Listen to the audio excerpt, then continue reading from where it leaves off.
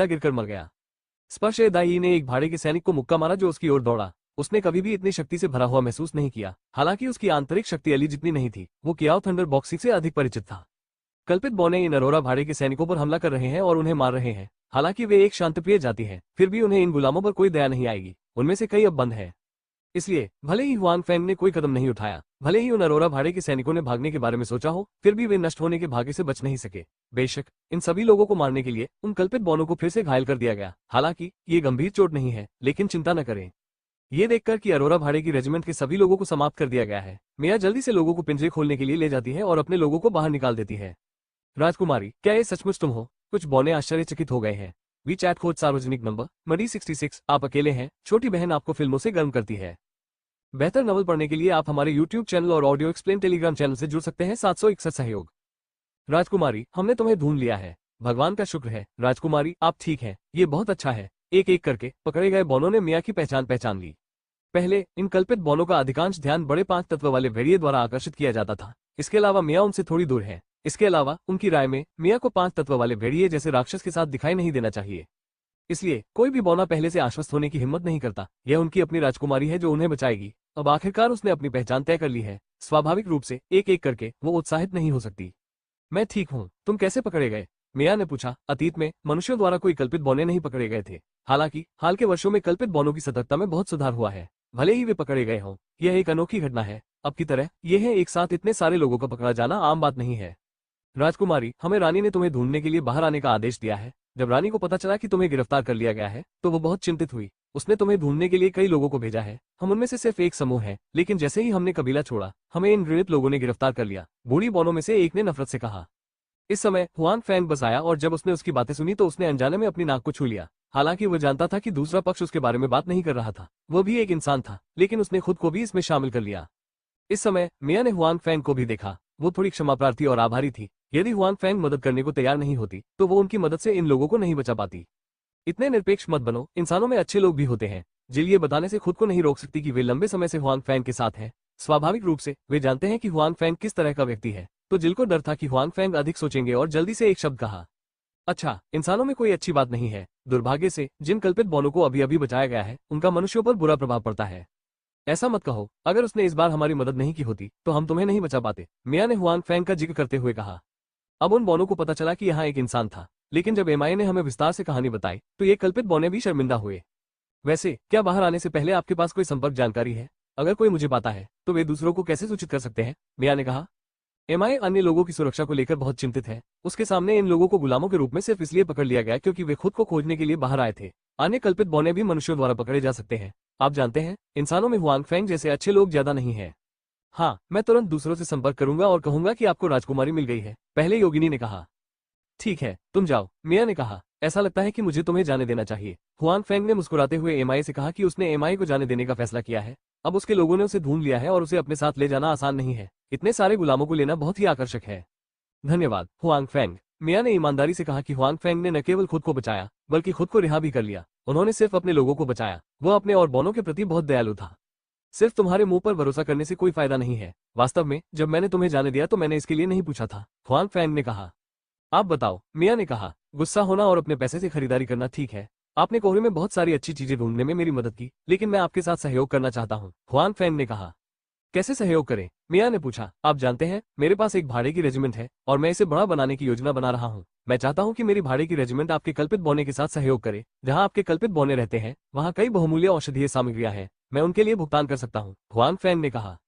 मुझे कोई समस्या नहीं है, लेकिन मुझे वापस जाकर अपनी दादी से सलाह लेनी होगी। मिया ने इसके बारे में सोचा और कहा कि जहाँ वे रहते हैं वहाँ कई जड़ी बूटियां और यहाँ तक कि कुछ दुर्लभ फल भी है। ऐसा नहीं है कि वे स्वयं वे चीजें नहीं चाहते, बल्कि यह है कि उनके पास बहुत सारी चीजें हैं। वे उन सबको अकेले बचा नहीं पाते। अतीत में मनुष्यों के साथ उनके खराब रिश्ते के कारण वे उनसे निपट नहीं पाते थे। हुआंग फैंग, मिया के लिए उन्हें खरीदने का यह एक अच्छा तरीका है। मुझे विश्वास है कि उसकी दादी सहमत होंगी।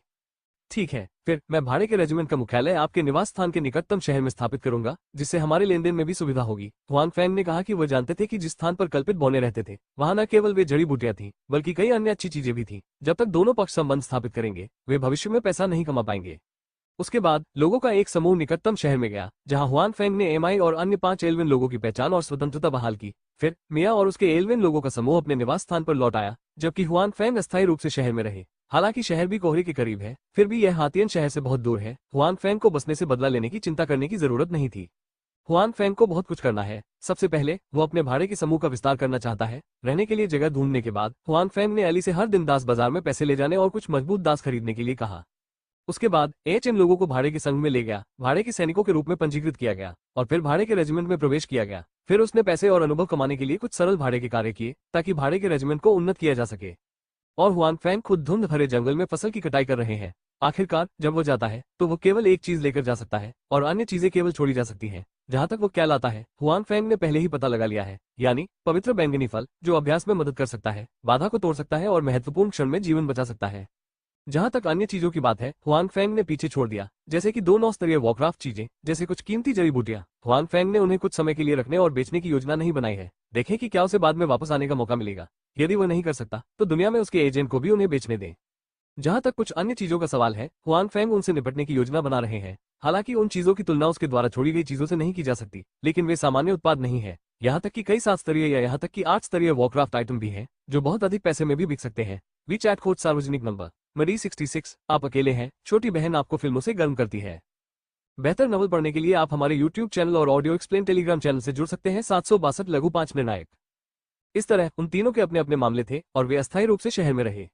इस दिन हुआन फैंग ने जियाओबाई और जियाओवू को बुलाया। इस अवधि के बाद हुआन फैंग और जियाओवू के बीच संबंध बहुत अच्छे रहे हैं और जियाओबाई ने एक बार हुआन फैंग को बताया था कि जियाओवू स्तर 9 की अड़चन पर है और किसी भी समय इसे तोड़ सकता है। हालांकि इसमें किसी भी समय दशकों या सैकड़ों वर्ष लग सकते हैं, जो अनिश्चित है और कभी भी सफल नहीं हो सकता है। आखिरकार दुनिया में किसी ने भी जानवर नहीं देखा है जो एक पौराणिक अस्तित्व है। आज हुआन फैंग ने उन्हें शेष पवित्र बैंगनी फल जियोवू के पास ले जाने के लिए बुलाया। कुछ समय तक विचार करने के बाद हुआन फैंग ने पवित्र बैंगनी फल को रेड मून साम्राज्य के राजा के बजाय जियोवू के पास ले जाने का फैसला किया। बेशक हुआन फैंग भी अनिच्छुक है। इस कार्य को पूरा करने के बाद भाड़े का अनुभव जो उसे मिल सकता है, यानी 10 लाख सोने के सिक्के, हुआन फैंग के लिए लालच के लिए पर्याप्त है। आप जानते हैं, नन्मेई सिक्कों में परिवर्तित करने के लिए 1 अरब युआन की लागत है, जो एक बड़ी संख्या है जिसकी हुआन फैंग कल्पना भी नहीं कर सकता है। हालांकि हुआन फैंग ने अंततः कार्य पूरा न करने का निर्णय लिया। भाड़े के रेजिमेंट का अनुभव धीरे धीरे जमा किया जा सकता है और पैसा भी धीरे धीरे कमाया जा सकता है। हालांकि यह राशि 1 बिलियन युआन से अधिक है। हुआन फैंग को विश्वास है कि वो अभी भी इसे कमा सकता है, विशेष रूप से यह पता चलने के बाद कि ऐसी कई चीजें हैं जो इस समय और स्थान में पैसा कमा सकती हैं। हुआन फैंग अधिक आश्वस्त है। इसलिए ये बातें कहना आसान है, लेकिन ये किसी के पास नहीं हो सकती जब तक उनकी भाड़े की रेजिमेंट उनके पास है। कोई भी अपनी भाड़े की रेजिमेंट के बारे में सोचने की हिम्मत नहीं करता। हालांकि जियाओबाई भी एक दिव्य जानवर है, वो बड़ा नहीं हुआ है और इस समय और स्थान में नहीं रह सकता है। इसलिए हुआन फैंग के लिए जियाओवू को अपग्रेड करना आवश्यक है। छोटे 5, यहाँ आओ। हुआन फैंग ने 5 तत्वों को भेड़िया कहा। 5 तत्वों वाला जादुई भेड़िया ईमानदारी से हुआन फैंग के पास आया। हालांकि शुरुआत में इसने जियाओबाई की वजह से हुआन फैंग का अनुसरण किया, फिर भी संपर्क की इस अवधि के दौरान हुआन फैंग पर इसका अच्छा प्रभाव पड़ा। विशेष रूप से हुआन फैंग इसे बना सका। उसे हुआन फैंग अधिक पसंद आया क्योंकि उसने पहले कभी कुछ स्वादिष्ट नहीं खाया था। ये लो और खाओ। हुआन फैंग ने अपनी अंगूठी से एक पवित्र बैंगनी फल निकाला। पहले तो 5 तत्व वाले भेड़िए को नहीं पता था कि हुआन फैंग क्या मांग रहा है, लेकिन जब उसने हुआन फैंग द्वारा निकाले गए पवित्र बैंगनी फल को देखा तो वो तुरंत उत्साहित हो गया। बेशक ये शेंग जिगो के कार्य को जानता है और इसे लेना चाहता है। हालांकि ये शेंग जिगो का मूल्य भी जानता है। जियाओबाई के साथ ये हुआन फैंग के साथ लड़ने की हिम्मत नहीं करता। मूल रूप से उसने सोचा कि उसे कोई उम्मीद नहीं है। अप्रत्याशित रूप से हुआन फैंग ने आज इसे ले लिया। 5 तत्व वाले भेड़िए ने हुआन फैंग को कृतज्ञता और कुछ संदेह के साथ देखा। उसे नहीं पता था कि उसने ऐसा क्यों किया। मैं तुम्हें ये खाने के लिए दूंगा। मुझे आशा है कि यदि तुम सफल हो सकते हो तो तुम मेरी भाड़े की रेजिमेंट के संरक्षक जानवर बनोगे और मेरी भाड़े की रेजिमेंट की रक्षा करोगे। जियाओबाई और मैं हर समय यहाँ नहीं रह सकते, तुम करोगे, बाद में भाड़े के रेजिमेंट की रक्षा करें, हुआन फैंग ने कहा। हुआन फैंग भी जानते हैं कि शेंग जिगो लेकर बाधा को तोड़ना संभव है। हालांकि ये पूर्ण नहीं है और विफलता की अभी भी बहुत संभावना है। हालांकि हुआन फैंग ने दांव लगाने का फैसला किया। 5 तत्व वाले भेड़िए ने हुआन फैंग के शब्दों को स्पष्ट रूप से समझा और उसने हताश होकर सिर हिलाया। भले ही हुआन फैंग ने उसे पवित्र बैंगनी फल नहीं दिया, लेकिन वो जियाओबाई की वजह से चीनी भाड़े के रेजिमेंट की रक्षा करेगा। लेकिन अब हुआन फैंग ने उसे पवित्र बैंगनी फल दिया, इसलिए उसके पास सुरक्षा न करने का कोई कारण नहीं था। जियाओबाई भी बहुत खुश है। आखिरकार जिवो उसका छोटा भाई है। बेशक उन्हें उम्मीद है कि उनका छोटा भाई मजबूत होगा। इसलिए हुआन फैंग ने 5 तत्वों को भेड़िया कहा। 5 तत्वों वाले भेड़िए ने उत्साहपूर्वक हुआन फैंग के हाथ से पवित्र बैंगनी फल ले लिया। तेज खुशबू ने उसे मदहोश कर दिया। उसके बाद बिना किसी हिचकिचाहट के उसने पवित्र बैंगनी फल अपने मुंह में डाल लिया। फिर हुआन फैंग और जियोबाई 5 तत्वों वाले जादुई भेड़िए को देखते हैं। जैसे वे सिचुआन ओपेरा में अपना चेहरा बदलते हैं, उनके चेहरे लगातार बदल रहे हैं, लाल, बैंगनी और सफेद। वे हुआन फैंग और जियोबाई के बारे में चिंतित हैं। जियोबाई उन्हें एक दूसरे को देखने के लिए प्रोत्साहित करती है, यह उम्मीद करते हुए कि 5 तत्वों वाला जादुई भेड़िया अड़चन को तोड़ सकता है। और 5 तत्व भेड़िया की भावना इस समय बहुत अच्छी नहीं है। पवित्र बैंगनी फल की ऊर्जा काफी प्रभावशाली है और ये लगातार अपने शरीर में टकराती रहती है, लेकिन ये केवल इन ऊर्जा को लगातार दबा और पचा सकती है, अवशोषित कर सकती है, ताकि अपनी खेती की बाधा को तोड़ सके। हालांकि ये पता चला है कि 5 तत्व वाला भेड़िया लंबे समय से अड़चन में है और उसने अपने शरीर में बहुत सारी ऊर्जा जमा कर ली है, इसलिए उसने जल्द ही पवित्र बैंगनी फल के प्रभाव को दबा दिया और उसकी ऊर्जा को अवशोषित करना शुरू कर दिया। अतीत को नहीं जानते 5 तत्व वाले भेड़िए ने अचानक अपना सिर उठाया और चिल्लाया, ओह वो ध्वनि लंबी और तेज है और पूरे शहर में गूंजती हुई प्रतीत होती है। इस शहर में कुछ पशुधन, यहाँ तक कि लोगों द्वारा पाला गया वॉरक्राफ्ट भी बेहोश होकर घुटनों के बल बैठ गया और जमीन पर कांपने लगा। इस समय उच्च उपलब्धियों वाले कुछ लोगों को भी लगता है कि शहर में जबरदस्त गति है जो उन्हें सांस लेने के लिए पर्याप्त है। सौभाग्य से आवाज जल्द ही गायब हो गई और शहर में लोग और वॉरक्राफ्ट सामान्य स्थिति में लौट आए। हालांकि उनके दिलों में संदेह और आश्चर्य कम नहीं हुआ। छोटे 5, क्या तुम सफल हो गए? हुआन फैंग का निवास। हुआन फैंग ने आश्चर्यचकित दृष्टि से 5 तत्वों वाले भेड़िए से कहा। 5 तत्व वाले भेड़िए ने सिर हिलाया और फिर अचानक हिल गया, उसका विशाल शरीर गायब हो गया। इसके बजाय यह एक मध्यम आयु वर्ग का व्यक्ति था जो हुआन फैंग और जियाओबाई के सामने आया था। उदारता के लिए आपका धन्यवाद। मध्यम आयु वर्ग का व्यक्ति हुआन फैंग के सामने एक घुटने पर बैठ गया और सम्मानपूर्वक कहा, क्या आप कनिष्ठ 5 हैं? हुआन फैंग को ये कहते हुए आश्चर्य हुआ कि हालांकि उन्होंने पहले सुना था कि जानवर इंसान बन सकता है, आखिरकार हुआन फैंग ने इसे अपनी आंखों से नहीं देखा था, इसलिए उन्हें यकीन नहीं था। कुआ जियाओ वो अभी भी बहुत सम्मानित है। हालांकि वो इस समय गति और ताकत दोनों में हुआंगफेंग और जियाओबाई से अधिक मजबूत है, फिर भी उसके मन में हुआंगफेंग और जियाओबाई के प्रति कोई अनादर नहीं है। वो जानता है कि वो क्यों टूट सकता है। उठो, इंसान बनना ज्यादा सुविधाजनक है, हुआंगफेंग ने कहा। आपको भी एक भाड़े के सैनिक के रूप में पंजीकृत किया जाएगा, कृपया मेरी भाड़े की रेजिमेंट में शामिल हो। हालांकि हुआंगफेंग थोड़ा आश्चर्यचकित थे कि जियोवू ने खुद को मास्टर कहा, उन्होंने कुछ नहीं कहा। उसे एक देव जानवर द्वारा स्वामी के रूप में पहचाना गया था। बेशक हुआंगफेंग को कोई आपत्ति नहीं होगी। ठीक है मास्टर। उसके बाद उसने जियाओबाई की ओर देखा और कहा, मैंने बहन बाई को देखा है। हालांकि जियाओवू और जियाओबाई दोनों देवता और जानवर हैं और अब ताकत के मामले में वे जियाओबाई से भी बेहतर हैं, लेकिन जियाओवू अभी भी जियाओबाई का थोड़ा भी तिरस्कार करने की हिम्मत नहीं करता है। आप जानते हैं, भले ही यह एक देव जानवर है, ये भी पदानुक्रमित है, जाहिर है जियाओबाई इससे ऊंची है। बहन बाई। हुआंगफेंग छोटे 5 के नाम से हैरान थे। वी चैट खोज सार्वजनिक नंबर मडी 66। आप अकेले हैं, छोटी बहन आपको फिल्मों से गर्म करती है। बेहतर नवल पढ़ने के लिए आप हमारे YouTube चैनल और ऑडियो एक्सप्लेन टेलीग्राम चैनल से जुड़ सकते हैं। 763 भाड़े के सैनिकों का विकास। क्या आप मां हैं? हुआंगफेंग जियाओबाई को आश्चर्य से देखता है और कहता है कि जियाओबाई एक पुरुष और एक महिला है। हुआंगफेंग कभी भी निश्चित नहीं रहे, क्योंकि जियाओबाई के पास अपनी बुद्धि है। अगर वह अपने शरीर की जांच करेगी तो वह नाराज हो जाएगी। हालांकि हुआंगफेंग हमेशा व्यक्तिपरक रूप से सोचते हैं कि जियाओबाई को एक पुरुष होना चाहिए, लेकिन वो यह नहीं सोचती कि जियाओवू वास्तव में उन्हें बाई जी कहती है। वास्तव में 5 तत्व वाले भेड़िए की उम्र जियाओबाई से अधिक होनी चाहिए। हालांकि जियाओबाई एक सफलता हासिल कर सकती है और उसे जियाओबाई का श्रेय भी है। इसके अलावा जियाओबाई का खून स्पष्ट रूप से उससे अधिक महान है, इसलिए उन्हें बाई जी के नाम से सम्मानित किया जाता है। जब जियाओबाई ने हुआंगफेंग के शब्द सुने तो वो उड़ गया और उसे लात मार दी। इसके बाद वो दरवाजे से बाहर भाग गया। वो नहीं जानता था कि वो शर्मीला था या क्रोधित। इससे हुआंगफेंग अभी भी आहत था। जाहिर है उन्होंने अपनी ताकत का भी इस्तेमाल किया। मैं पूछता हूँ, कुछ असंतुष्टों ने कहा। हुआंगफेंग ने उस जगह को रगड़ा जहां उसे लात मारी गई थी।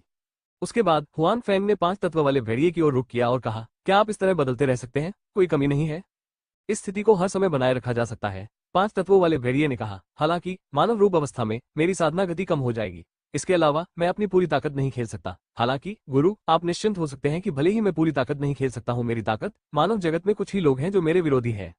इसमें कोई आश्चर्य की बात नहीं है कि 5 तत्वों वाला जादुई भेड़िया इतना आश्वस्त है। सफलता से पहले भी इसकी ताकत महान तलवारबाज या मनुष्यों में महान जादूगर प्रशिक्षक की तुलना में अधिक शक्तिशाली है। अब सफलता के बाद इसकी पूरी ताकत इंसानों में तलवार चलाने वाले या संत जादूगर प्रशिक्षक से आगे निकल गई है। यहाँ तक कि मानव रूप में भी यह अपनी पूरी ताकत नहीं खेल सकता है। 5 तत्वों वाला भेड़िया निश्चित रूप से इस स्तर के लोगों के साथ आकर्षित होगा।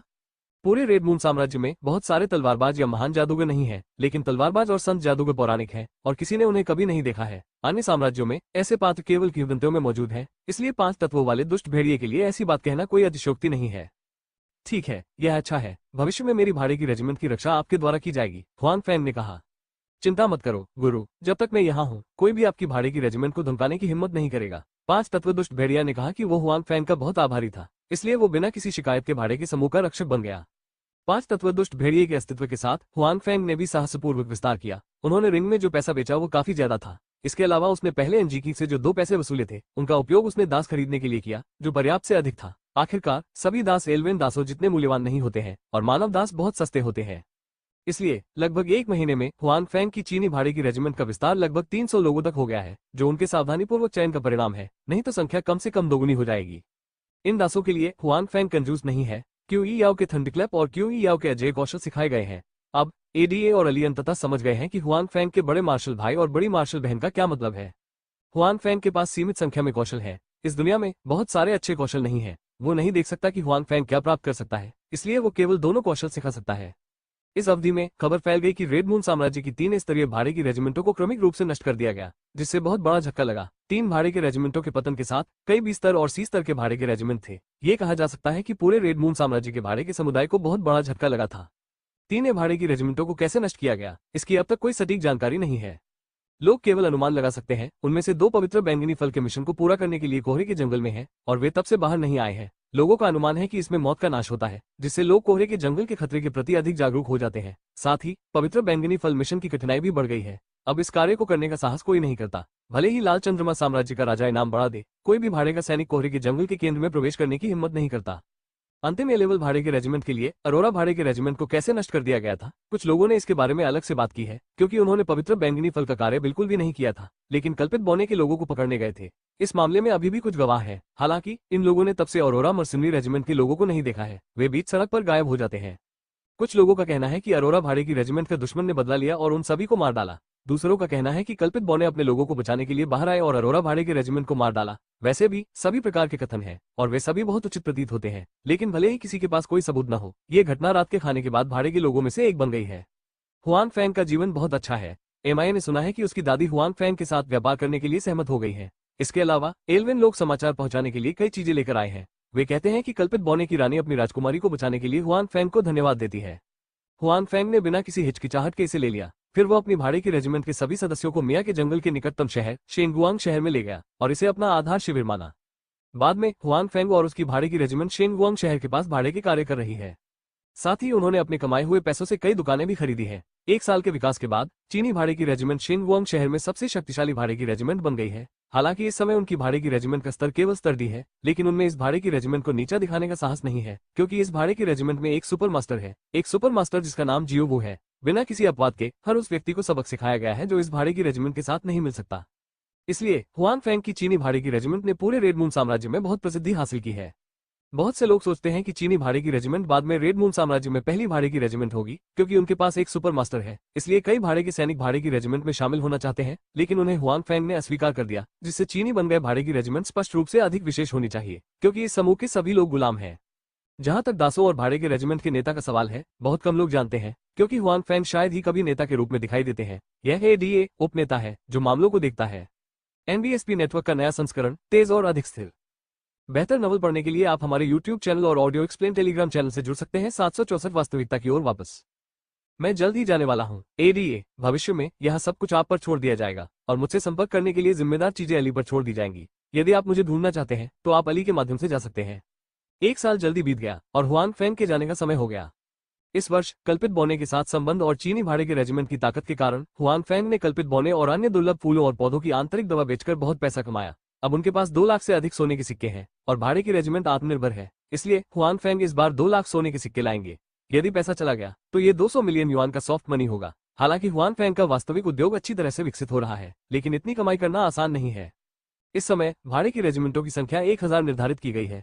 1000 के बाद हुआन फैंग का कोई और विस्तार नहीं है। यह न केवल उनका अपना विचार है, बल्कि भाड़े के संघ की आवश्यकता भी है। एक भाड़े की रेजिमेंट में केवल 1000 लोग ही हो सकते हैं। निस्संदेह यदि वो विस्तार करना चाहता है तो वो एक शाखा चला सकता है। हालांकि हुआन फैंग के पास फिलहाल वो योजना नहीं है।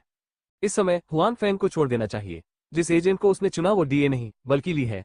एक डीए के पास अच्छा बलमान और बड़ी ताकत होती है, लेकिन उसका दिमाग ली जितना लचीला नहीं होता है। हुआन फैंग द्वारा खरीदे गए पहले गुलाम के रूप में वे हुआन फैंग के 2 सबसे भरोसेमंद गुलाम हैं। और हुआन फैंग ने भी एडीए और अली से छोड़ने के बारे में बात की। हालांकि यह काफी जादुई है, उन्होंने इसे तुरंत स्वीकार कर लिया। उनके दिमाग में हुआन फैंग स्वामी है, वे गुलाम है। यदि यह हुआन फैंग के लिए नहीं होता तो वे नहीं जानते कि अब कहां पीड़ित होना है। इसलिए वे हुआन फैंग के लिए बहुत आभारी है और वे उनके द्वारा कहे गए किसी भी शब्द के लिए भी आभारी हैं। इसमें कोई संदेह या खंडन नहीं है। हुआन फैंग को अफसोस है कि ऐसा लगता है कि मिया को वहां कुछ करना है, इसलिए वो अंदर जाने से पहले उसे दोबारा नहीं देख सकती। पिछले वर्ष में मिया कभी कभार प्रकाश शहर आती थी, इसलिए वे एक दूसरे से मिले हैं। व्यवस्था के बाद हुआन फैंग को वास्तविकता में वापस भेज दिया गया। इस बार स्टोरेज बॉक्स ने उन्हें कई चीजें चुनने नहीं दी। हुआन फैंग की सुविचारित व्यवस्था के तहत हुआन फैंग द्वारा केवल एक पवित्र बैंगनी फल को वास्तविकता में लाया गया था। इस तरह कोई अपशिष्ट नहीं होगा और भंडारण बॉक्स द्वारा जब्त कर लिया जाएगा। हालांकि जब हुआन फैंग इस बार वास्तविकता में वापस आया तो वो वास्तव में एक पवित्र बैंगनी फल नहीं लाया। उसके पास 200 मिलियन युआन थे जिन्हें किसी भी समय जुटाया जा सकता था। साथ ही कुछ मध्यवर्ती जादू भी था। इस वर्ष में हुआंग फेंग जानबूझकर सीखने के लिए कुछ संबंधित जादू ढूंढने गए। आखिरकार वास्तव में वो जादू सीख ही नहीं सका। इस बार वो जादू की दुनिया में आए। यदि उसने नहीं सीखा तो उसके पास भविष्य में कोई मौका नहीं होगा।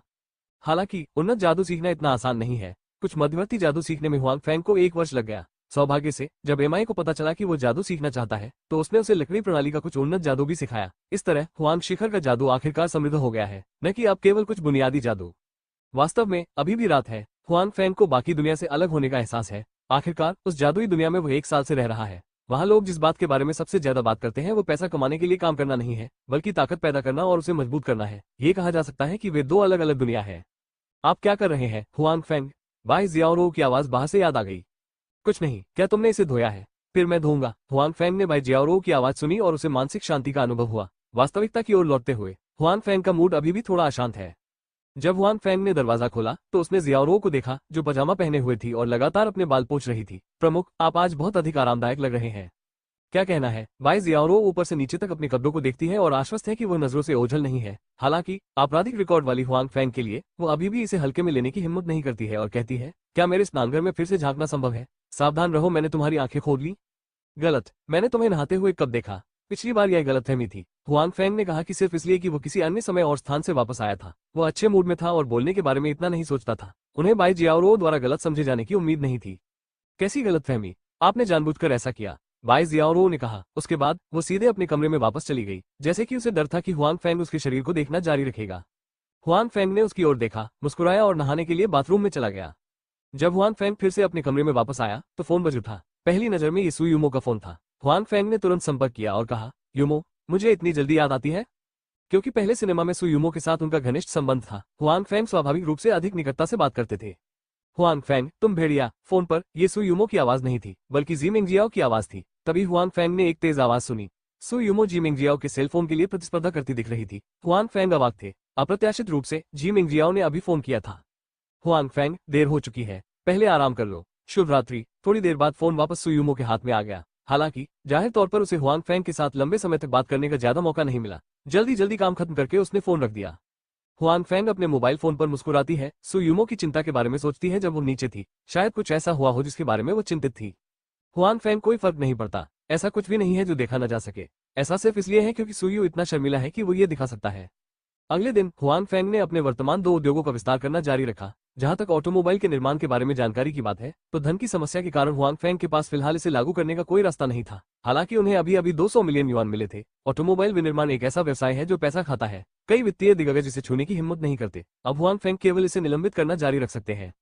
सौभाग्य से ऐसी और भी चीजें हैं जो उसे पैसा कमाने में मदद कर सकती है। पैसा कमाना मुश्किल नहीं है। मुझे लगता है कि जल्द ही उनका अपना ऑटोमोबाइल उद्योग होगा। जब हुआंग फेंग विस्तार में व्यस्त था, पेन चेंगफू और कैतियान द्वारा हुआंग फेंग की जांच आखिरकार समाप्त हो गई।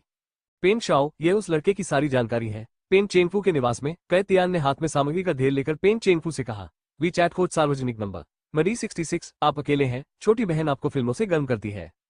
बेहतर नॉवल पढ़ने के लिए आप हमारे यूट्यूब चैनल और ऑडियो एक्सप्लेन टेलीग्राम चैनल से जुड़ सकते हैं। 765 जांच डेटा। पेन चेंगफू ने एक हाथ में गिलास पकड़ा और उसमें लाल रंग का तरल पदार्थ हिलाया। उसने डेटा उठाया और उसे लापरवाही से देखा। उस बच्चे की 2 फैक्ट्रियां हैं। हालांकि इसके बारे में क्या ख्याल है? वो सोचता है कि वो मुझे चुनौती देने के योग्य है, पेन चेंगफू ने उग्रता से कहा। हर बार जब वो सोचता था कि कैसे उसे हुआंग फेंग ने पीटा था तो वो चाहता था कि वो तुरंत हुआंग फेंग को फाड़ सके। हालांकि उसे हुआंग फेंग के हाथों लगातार नुकसान उठाना पड़ा है, जिससे पेन चेंगफू हुआंग फेंग से थोड़ा अधिक भयभीत हो गया है। वो जानता है कि हुआंग फेंग भी एक क्रूर स्वामी है, इसलिए वो इस बार निश्चित नहीं है। उसने इसे आसानी से करने की हिम्मत नहीं की। उस बच्चे का पेन शाओ के साथ सही होना पागलपन है। हालांकि पिछली बार कैतियानहेंग खतरे से बाहर निकलने के लिए पेन चेंगफू को बेचने में मदद नहीं कर सका था। अब उसने अपने कुत्ते के पैर की मुद्रा को फिर से ठीक कर लिया है। पेन चेंगफू को खुश करने की पूरी कोशिश कर रहा है। बात करने के बजाय पेन चेंगफू ने सामग्री के साथ पढ़ना जारी रखा। इस लड़के का सु यूमो से कुछ लेना देना है? पेन चेंगफू की आंखों में थोड़ा आश्चर्य चमक आया जब उसने देखा कि हुआंग फेंग का सु यूमो के साथ घनिष्ठ संबंध था और यहाँ तक कि अफवाहें भी उड़ रही थी। जहां तक टैंग मिक्सियो की प्रेमिका का सवाल है, पेन चेंगफू भी जानती है कि हालांकि दोनों पक्षों के बीच ज्यादा आदान प्रदान नहीं होता है, सु यूमो भी डीआईडीयू में एक प्रसिद्ध सुंदरता है। हालांकि डीआईडीयू का बच्चा भी जानता है कि यह एक बहुत ही स्वतंत्र भगवान है। विश्वविद्यालय से स्नातक होने के बाद वो वापस डीआईडीयू नहीं गए, बल्कि उन्होंने अपना खुद का व्यवसाय शुरू करने का फैसला किया और परिवार के बंधनों से मुक्त होकर इससे पैसा कमाना चाहते थे। कई लोगों की नजर में सु यूमो का निर्णय मूर्खतापूर्ण, व्यस्त और थका देने वाला है। सफलता की वास्तविक संभावना भी बहुत कम है। पेन चेनफू ये भी जानता है कि सु यूमो के प्रभाव के कारण तांग मिक्स्यू किंगडाओ वापस नहीं जाना चाहता था। हालांकि पेन चेनफू की राय में टैंग मिक्सू निश्चित रूप से सफल नहीं होंगे। वो हमेशा किंगडाओ में रहे हैं, यह कोई बात नहीं है। शाही राजधानी में कौन नहीं जानता कि वो तांग मिक्स्यू का पीछा कर रहा है। यदि वो हर समय कीशिंग में रहती, भले ही उसने अंततः खुद से शादी कर ली हो, तो ऐसा प्रतीत होगा कि वो अक्षम थी। इसलिए पेन चेनफू तांग मुक्सू को किंग प्रांत में रहने में असमर्थ बनाना चाहता था, लेकिन सु यूमो पर उसका कोई अच्छा प्रभाव नहीं था, जिसने तांग मुक्सू को यह निर्णय लेने के लिए मजबूर किया। ये दिलचस्प है, शाही राजधानी की एक प्रसिद्ध महिला और ग्रामीण इलाके का एक गरीब लड़का। हाँ, क्या वे वास्तव में कोई परिणाम चाहते हैं? पेन चेनफू अपने हाथ में दी गई जानकारी पर हंसता है। उनकी राय में निर्णय लेना असंभव है। हुआन फैंग महज एक मेढक है जो हंस का मांस खाने की कोशिश कर रहा है। भले ही सु यूमो वास्तव में उसे पसंद करती हो, यह उनके लिए असंभव है। सु यूमो के पीछे का परिवार सहमत नहीं हो सकता। वे उस व्यक्ति को खोने का जोखिम नहीं उठा सकते।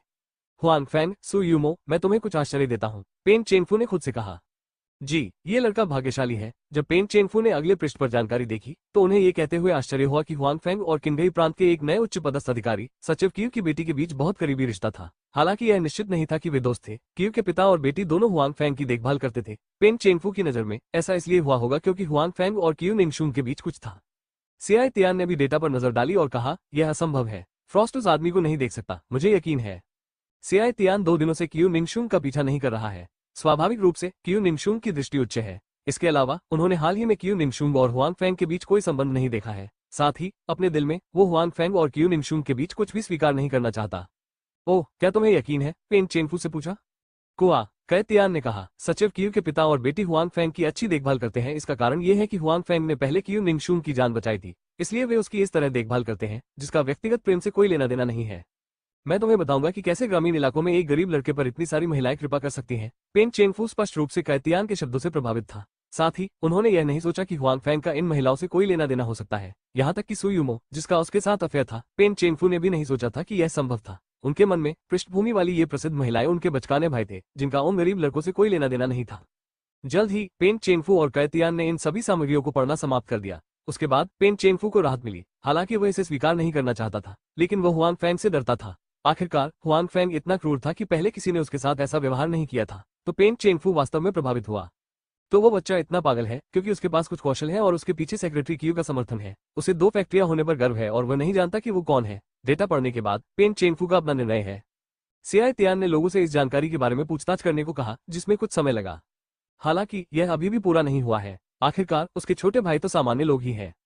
इन चीजों की जांच करना अच्छा है, लेकिन वे केवल उन चीजों की जांच कर सकते हैं जो हर कोई जानता है। हालांकि हुआन फैंग राष्ट्रीय सुरक्षा ब्यूरो के सदस्य हैं, इसलिए उन्होंने जांच भी नहीं की। हुआन फैंग के निवास पर अभी भी बाई जियाओ है। वे नहीं जानते बाई जियाओ शायद ही कभी बाहर जाती है, और अगर वो बाहर जाती भी है तो कोई उसका पीछा नहीं कर सकता। दूसरों के लिए ये पता लगाना बहुत मुश्किल है कि वो और हुआन फैंग एक साथ रहते हैं। जहां तक हुआन फैंग और ली बिंगयुन के बीच घोटाले का सवाल है, उन्हें पता नहीं चला। हालांकि उस समय हुआन फैंग की तस्वीर खींची गई थी, लेकिन ये स्पष्ट नहीं था। अन्य लोग केवल ये जानते थे कि वो एक अमीर बेटा था जो ली बिंगयुन के साथ बर्बाद हो गया था। हालांकि हुआन फैंग की पहचान स्पष्ट रूप से असंगत थी, इसलिए किसी ने इसके बारे में नहीं सोचा। ये होना चाहिए। कैतियान ने भी सिर हिलाया और कहा, हालांकि कुछ परेशानियां हैं। आखिरकार हुआन फैंग ने ठंड से बचा लिया है। सचिव क्यू उन्हें धन्यवाद देने के लिए उनकी मदद करेंगे। हमारे लिए उनसे निपटना आसान नहीं है। क्या आसान नहीं है? पेन चेनफू ने उपहास किया और कहा, उसके पास सचिव क्यू है, क्या हम किसी को नहीं ढूंढ सकते? पेन शाओ का क्या मतलब है? कैतियान ने पूछा। आखिरकार वो अमीर लोगों की दूसरी पीढ़ी है। आधिकारिक क्षेत्र में बहुत अधिक संपर्क नहीं है। अगर है भी तो उन लोगों की तुलना सेक्रेटरी क्यू से नहीं की जा सकती। ऐसे में वो अपने पिता को इसकी जानकारी नहीं दे सकता। अगर उसे पता भी होगा तो भी वो मदद नहीं कर पाएगा।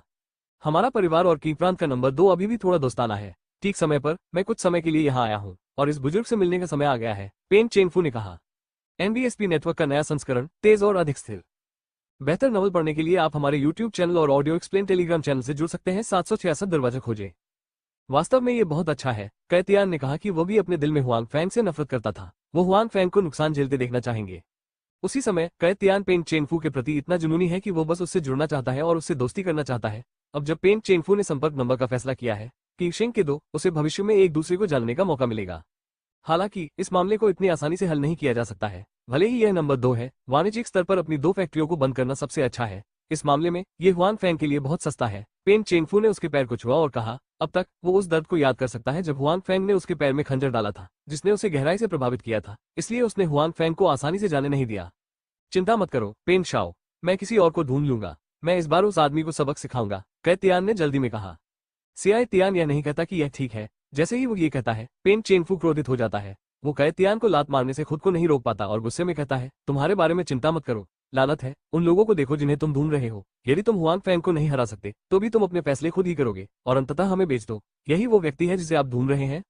सियाई तियान ने उस स्थान को रगड़ा जहां पेंग चेंगफू ने उसे लात मारी थी। वो वहीं खड़ा रहता है और बोलने की हिम्मत नहीं करता। पिछली बार उसने सचमुच गड़बड़ कर दी थी, इस बार मैं अकेले ही किसी को ढूंढ लूंगा, मुझे तुम्हारी बर्बादी की जरूरत नहीं है। पेन चेनफू ने कहा, वैसे आखिरी नज अच्छी थी, आप मेरे लिए 2 और ढूंढ सकते हैं। पेन चेनफू के दिमाग में कैतियान अभी इसका उपयोग कर रहा है। हाँ, चिंता मत करो पेन शाओ, मैं इसे जल्द से जल्द ढूंढ लूंगा। जब कैतियान ने पेन चेनफू को देखा तो वो बहुत खुश हुआ और उससे उसकी मदद करने को कहा। वो खुशी से सहमत हो गया, लेकिन उसने यह नहीं सोचा था कि पेन चेनफू को नर्सों में इतनी दिलचस्पी थी। कैतियान के जाने के बाद पेन चेनफू ने अपना फोन निकाला और एक नंबर डायल किया। हेलो माउस, मैंने सुना है कि तुम और सू का परिवार एक दूसरे को जानते हैं। वास्तव में? ठीक है, मेरे पास तुम्हें बताने के लिए एक संदेश है, तुम्हारे बाद। फोन रख दो, पेन चेनफू ने गर्व से खुद से कहा। हुआंग फैंग, तुम बहुत अच्छे नहीं हो, तुमने मुझे मारने की हिम्मत की, मैं देखता हूँ कि इस बार तुम कैसे मरोगे।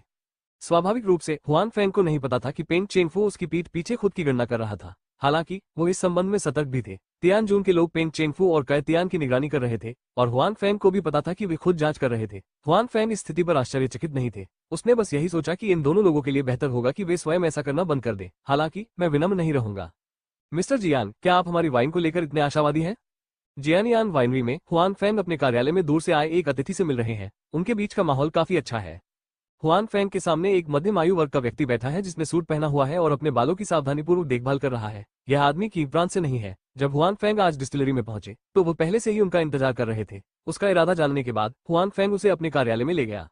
बेशक बॉस हुआंग, मैंने व्यक्तिगत रूप से आपकी कंपनी की वाइन का स्वाद चखा। मुझे कहना होगा कि यह अप्रत्याशित रूप से अच्छा था। मुझे ये भी उम्मीद है कि बॉस हुआंग मुझे जियांगसू प्रांत में जियानियांग की बिक्री का प्रतिनिधित्व करने का यह अवसर दे सकते हैं। अधेड़ उम्र के व्यक्ति ने सीधे चेहरे के साथ हुआंग फैंग से कहा। अधेड़ उम्र का व्यक्ति जियांग पेंग जियांगसू प्रांत से है। वो जियांगसू प्रांत में विकास कर रहा है। वो जो करता है वो शराब एजेंट के रूप में कार्य करता है। इस बार वो व्यापार के सिलसिले में जियांगजू आए। वो अपने एक दोस्त के यहाँ गया था जो शराब एजेंट के रूप में भी काम करता है। उन्होंने हुआंग फैंग की नई सूचीबद्ध शराब देखी। एक घूंट पीने के बाद उसे तुरंत शराब की विशिष्टता का पता चल गया।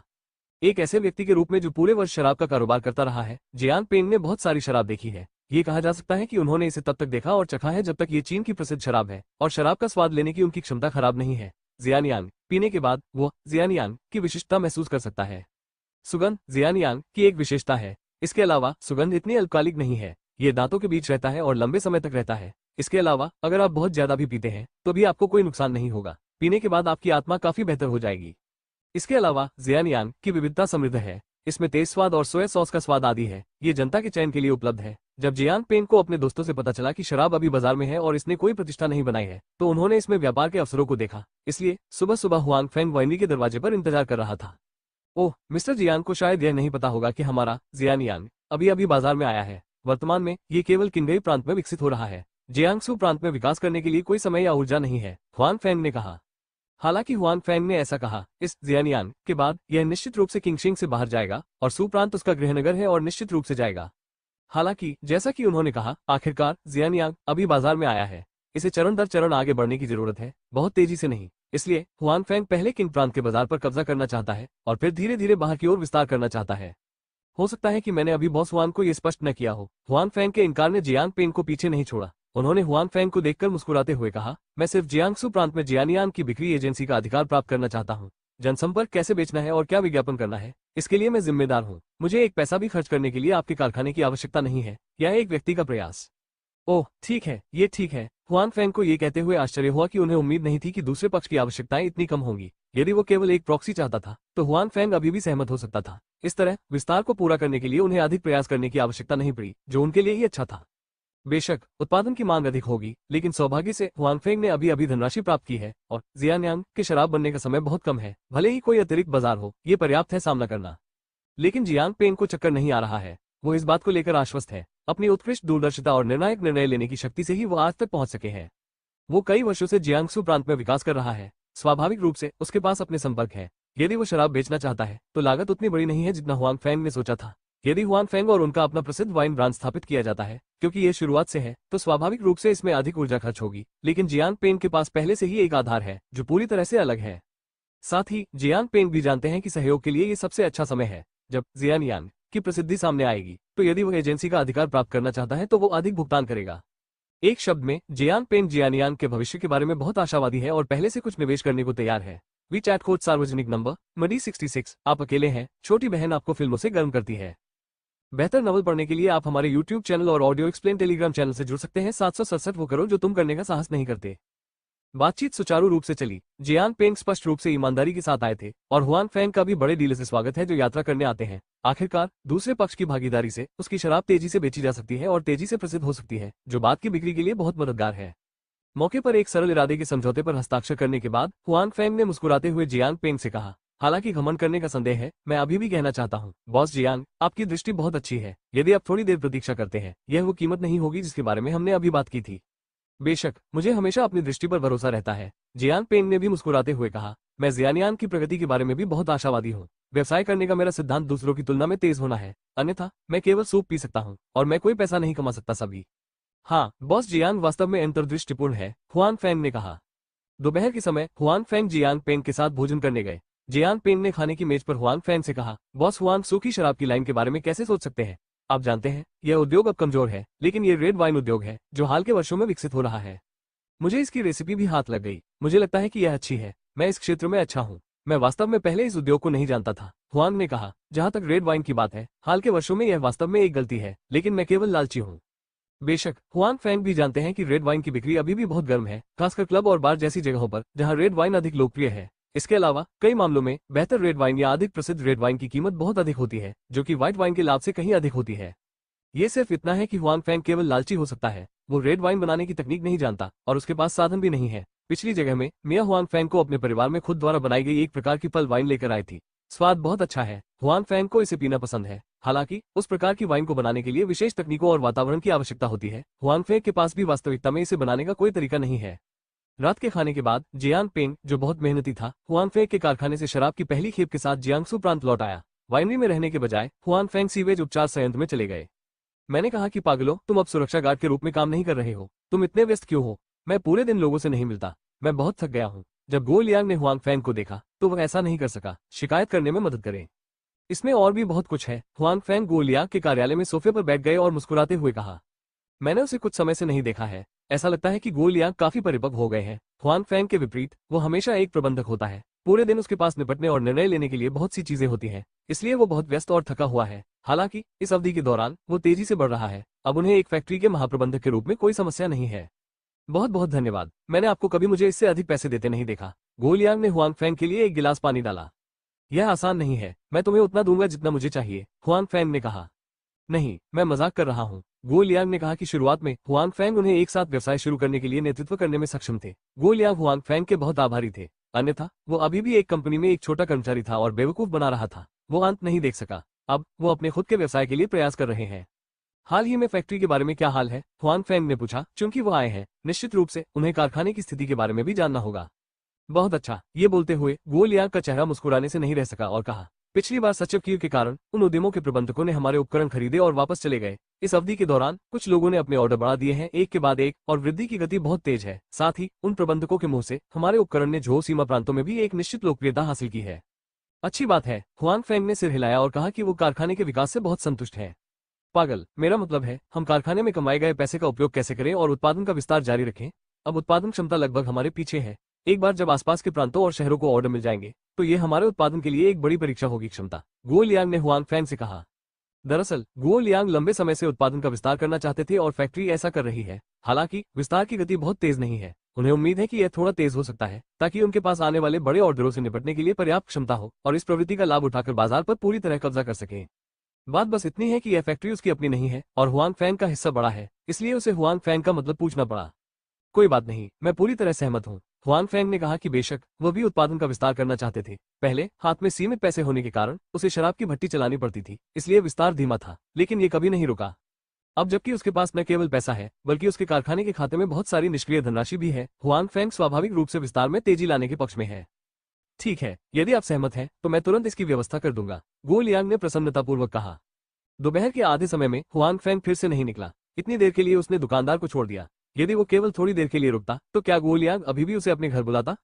पिछले आधे दिन में हुआन फैंग भी पूरी फैक्ट्री में घूमता रहा। पहले की तुलना में फैक्ट्री अब बहुत बड़ी हो गई है और वहाँ श्रमिक भी अधिक हैं। उनमें से कई को पहली बार हुआन फैंग ने देखा है। जब हम काम पर जा रहे थे, हुआंग फैंग सुयुमो को साथ में डिनर करने के लिए कहने जा रहा था। परिणाम स्वरूप सुयुमो को पिछली रात के कारण हुआंग फैंग को देखकर शर्मिंदगी उठानी पड़ी। अन्यथा जी मेंगजियाओ और तांग मिक्सू निश्चित रूप से उसकी गपशप को फिर से पकड़ लेंगे। कोई रास्ता नहीं है, हुआंग फैंग को सुयुमो को माफ करना होगा और रात में अपनी डेट छोड़नी होगी। पागल, जाओ साथ में खाना खाओ। गो लियांग ने देखा कि हुआंग फैंग ने नहीं छोड़ा है और जल्दी से उससे कहा, आपको अपनी सुंदरता झो के साथ जाने की जरूरत नहीं है। हुआंग फैंग ने पूछा, गर्लफ्रेंड को हर दिन आपके साथ जाने की जरूरत नहीं है। प्यार में पड़ने के बाद हम पुरुषों के पास बिल्कुल भी आजादी नहीं होती है। गो लियांग ने कहा, ठीक है, कहाँ जा रहे हो? हुआंग फैंग ने यह भी कहा, वैसे भी आज रात करने के लिए कुछ नहीं है, बस गो लियांग के साथ मिले। हम वही करने जा रहे हैं जो हम हमेशा से करना चाहते थे, लेकिन जब हम आज रात विश्वविद्यालय गए तो हमने ऐसा नहीं किया। गो लियांग ने रहस्यमय मुस्कान के साथ कहा, बेहतर नॉवल पढ़ने के लिए आप हमारे YouTube चैनल और ऑडियो एक्सप्लेन टेलीग्राम चैनल से जुड़ सकते हैं। 768 सक्रिय चैटअप। हुआंग फैंग और गो लियांग दो हारे हुए। जब वे कॉलेज में थे तो अक्सर अपने स्कूल से दूर कला विद्यालय में सुंदर छात्रों को देखते थे। उन्हें एक लग्जरी कार द्वारा उठाया गया था। फिर उन्होंने स्नातक होने, काम करने और पैसे होने पर लड़कियों को पकड़ने के लिए कला विद्यालय जाने का फैसला किया। निस्संदेह यह उस समय का उनका युवा और तुच्छ विचार है। ग्रेजुएशन के बाद उन्हें समाज की क्रूरता का एहसास हुआ और पैसा कमाना कितना आसान है। हुआंग फैंग को लंबे समय तक नौकरी भी नहीं मिली, इसलिए उन्होंने मजाक में कही गई बातों के बारे में बात नहीं की। ये सिर्फ इतना है कि हुआंग फैंग को उम्मीद नहीं थी कि गो लियांग आज फिर से पुरानी कहानी का जिक्र करेंगे और वास्तव में कला विद्यालय के गेट पर लड़कियों के लिए मछली पकड़ने जाना चाहते हैं। तुम्हें डर नहीं है कि तुम्हारी सुंदरता जो तुम्हें मार डालेगी जब वो ये जानती है? हुआंग फैंग ने मुस्कुराते हुए कहा, अगर आप यह नहीं कहते हैं तो वो कैसे जान सकती है अगर मैं यह नहीं कहता? इसके अलावा हम बस खेलने जा रहे हैं और हमारी उन महिलाओं से डरने की कोई योजना नहीं है, गो ने कहा। हुआंग फैंग जानता है कि गो लियांग ने सिर्फ एक कॉलेज समझौते के बारे में सोचा था और कुछ मजेदार विचारों के साथ गया था, लेकिन वो वास्तव में अन्य महिलाओं के साथ कुछ नहीं करना चाहता था। ठीक है, जब तुमने ऐसा कहा तो चलो चलें, हुआंग फैंग ने कहा। जाओ, गो लियांग ने उत्साह से कहा। हालांकि गो लियांग फिर भी उस वर्ष अपनी इच्छा पूरी करने में विफल रहे, क्योंकि जब वो और हुआंग फैंग कला विद्यालय के गेट पर पहुंचे तो झो रोल का फोन आ गया। हुआंग फैंग को वास्तव में संदेह था कि क्या दूसरे पक्ष के पास कियान लियांग है, और यहाँ तक कि इस समय भी फोन किया और फिर भी गो लियांग को सिनेमा में अपने साथ जाने के लिए बुलाया। पागल, ऐसा लगता है कि मेरे पास ऐसा कोई आशीर्वाद नहीं है, अकेले जाओ। गो लियांग ने कहा कि वो सुंदरता के बीच कला विद्यालय के गेट को देखने के लिए भी बहुत अनिच्छुक है। क्या आपने यह नहीं कहा कि आपको हर समय अपनी प्रेमिका के साथ नहीं रहना है? उसने फोन क्यों किया और आप जा रहे हैं? मुझे अब आपकी पारिवारिक स्थिति पर गंभीरता से संदेह है, हुआंग फैंग ने मुस्कुराते हुए कहा। संदेह पादना, गो लियांग ने कहा, मेरे और जूनियर के बीच अंतिम निर्णय हमेशा मेरा होता है, लेकिन मुझे महिला हमवतन का सम्मान करना चाहिए। ये देखकर कि गो लियांग को ज्यादा आत्मविश्वास नहीं था, हुआंग फैंग मुस्कुराए, लेकिन उनका मजाक उड़ाना बंद कर दिया और कहा, ठीक है, जल्दी करो और मैं बाद में जाऊंगा।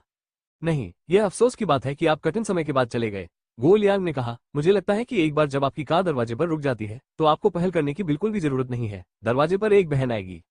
हुआंग फैंग की नई कार के लिए गो लियांग लालची है। हालांकि वो ये भी जानता है कि यह ऐसी चीज नहीं है जिसे वो अब खरीद सकता है, इसलिए उसने कीमत के बारे में नहीं पूछा, लेकिन यह निश्चित रूप से सस्ता नहीं है। ठीक है, मैं पहले निकलूंगा, तुम मजे करो, कल मुझे अपना रिकॉर्ड बताओ, गो लियांग ने कहा, फिर मुड़ा और चला गया। हुआंग फैंग ने अपने कंधे उचकाए और जाने के लिए तैयार हो गए। जब वो यहाँ लड़कियों के लिए मछली पकड़ने आए थे तो ये गो लियांग के साथ उनके विश्वविद्यालय का नाटक था। आज वो यहाँ आए जिसका प्रस्ताव भी गो लियांग ने रखा था। अब गो लियांग चला गया है और हुआंग फैंग स्वाभाविक रूप से यहाँ नहीं रहना चाहता। हालांकि हुआंग फैंग के बस में चढ़ने से पहले उसने एक लड़की को सफेद टी शर्ट और छोटी जीन्स कट में देखा, जिसके चेहरे पर हल्की मुस्कान थी। वो उसकी ओर आ रही थी। सुंदर, इसी को ढूंढ रहे हो? लड़की की नजर हुआंग फैंग की कार पर तेजी से बढ़ी और बोली, नहीं, बस पास से गुजर रहा हूँ। हुआंग फैंग ने अपने सामने लड़की को देखा और अपनी अंतरात्मा से कहा, ये लड़की अभी भी बहुत सुंदर है। उसके लंबे सफेद पैर, सुंदर नैन नक्श और चमकदार आंखें हैं। ये कहा जा सकता है कि यह लड़की युवा जीवन शक्ति से भरपूर है। खूबसूरत आदमी, कोई दोस्त बनाओ, लड़की ने मुस्कुराते हुए कहा। उसकी मुस्कान बहुत खूबसूरत है, शायद ये बात उसे भी पता है, इसलिए उसके चेहरे पर हमेशा मुस्कुराहट रहती है, बहुत मनमोहक है। दिल में मुस्कान के साथ लियांग जी सही है। यदि वो लड़कियों के लिए मछली पकड़ने की पहल नहीं करता है तो खूबसूरत महिलाएं उससे बात करेगी। हालांकि हुआंग फैंग का चेहरा बिल्कुल भी नहीं बदलता है। दोस्त बनाने की कोई जरूरत नहीं है, मैं बस संयोग से वहां से गुजरा। अगर हम अगली बार एक दूसरे को देख सके तो मैं खूबसूरत महिलाओं को खाने पर आमंत्रित करूंगा। हुआंग फैंग के समाप्त होने के बाद उसने खूबसूरत महिला की ओर हाथ हिलाया और चला गया। ठीक है, यदि आप एक अच्छी कार चलाना चाहते हैं तो कौन जानता है कि आप इसे किराए पर लें। यदि आप मुझे रात्रिभोज पर आमंत्रित करना चाहते हैं तो मुझे सहमत होने की आवश्यकता नहीं है। सुंदरता ने हुआंग फैंग को देखा और बिना किसी हिचकिचाहट के वहां से चली गई। वो वहीं खड़ी रही और गुस्से से बोली, ठीक है, हमारी सुंदरता जियो का पेट भी सपाट है, मुझसे गलती नहीं हो सकती। यह एक गलती होगी। इस दुनिया में अभी भी ऐसे लोग हैं जो बारिश को पसंद करते हैं और यह सुनिश्चित नहीं कर सकते वह आदमी आदमी नहीं होना चाहिए। जिस लड़की ने पहले हुआंग फैंग से बात की थी उसके पीछे दो लड़कियां लड़की के पास आईं। ठीक है, वो आदमी पुरुष नहीं होना चाहिए, उस खूबसूरत महिला ने कहा जिसे बारिश को संजोने के लिए बुलाया गया था। ठीक है, जियो, नाराज मत हो, वहां बहुत सारी जीतें हैं, चलो वहां चलते हैं। मैंने अभी बहुत से लोगों को तुम्हारी ओर झांकते हुए देखा है, मुझे लगता है कि हम बाद में बातचीत करने आएंगे। लड़कियों में से एक ने जियू को गले लगाया और कहा। नहीं, मूड नहीं है, जियू ने कहा। आपको वो व्यक्ति पसंद नहीं है जिससे आप अभी मिले हैं, एक और सुंदरी ने कहा। क्या आपको लगता है यह संभव है? शी यू ने एक नजर में कहा। यह असंभव है, हमारी प्यारी बारिश हजारों फूलों और पत्तियों में खर्च हुई है जो हमारे शरीर को नहीं छूती है। चलो खरीदारी करने चलते हैं, जियो ने कहा, लेकिन उसने खुद से कहा, मुझे दोबारा मिलने मत देना। जहां तक उसने क्या कहा, ये तो वही जानती थी। कला विद्यालय से दूर जाने के बाद हुआंग फेंग अभी भी खुश था। अप्रत्याशित रूप से उसकी अपनी पहल पर एक खूबसूरत महिला ने उसका स्वागत किया। हालांकि हुआंग फेंग ये भी अनुमान लगा सकता था कि वे लड़कियां क्या सोच रही थी, इसलिए उसे वास्तव में कोई दिलचस्पी नहीं थी। सामने वाला चित्र आपसे परिचित है। जब हुआंग फेंग गाड़ी चला रहा था तो उसे अचानक सामने सड़क पर एक परिचित व्यक्ति दिखाई दिया। ये यूनिवर्सिटी टाउन है, लेकिन यहाँ कई विश्वविद्यालय है, इसलिए हुआंग फेंग ने कला विद्यालय छोड़ दिया। अब एक और यूनिवर्सिटी गुजर रही है। जब हुआंग फेंग ने विश्वविद्यालय का नाम देखा तो उसे याद आया कि वो परिचित व्यक्ति कौन था। जियान मेंगन हाल ही में अपने परिवार की वजह से परेशान नहीं है। हुआंग फेंग की मदद से उसकी मां ने ऑपरेशन पूरा कर लिया है और ऑपरेशन बहुत आसानी से हो गया है। अब वो ठीक हो रही है, सब कुछ बहुत अच्छा है। हुआंग फेंग द्वारा दिया गया पैसा उसकी मां के अस्पताल में ठीक होने के लिए पर्याप्त है। बेहतर नॉवल पढ़ने के लिए आप हमारे YouTube चैनल और ऑडियो एक्सप्लेन टेलीग्राम चैनल से जुड़ सकते हैं। 769 में आपको रात्रि भोज पर आमंत्रित करता हूँ। हालांकि जियान मेंगन अभी भी परेशान महसूस करती है, किसी और चीज के कारण नहीं, बल्कि एक आदमी के कारण जो इस समय उसके साथ बात कर रहा है। मेंग हान, मैंने सुना है कि मेरी चाची जीवित है, आप मुझे इसके बारे में क्यों नहीं बताती? मेरे पास अपनी चाची को डॉक्टर को दिखाने में मदद करने के लिए कुछ पैसे हैं, उस आदमी ने जियान मेंगन से कहा। आपकी दयालुता के लिए धन्यवाद, लेकिन मुझे इसकी आवश्यकता नहीं है, जियान मेंगन ने कहा। यह आवश्यक कैसे नहीं हो सकता?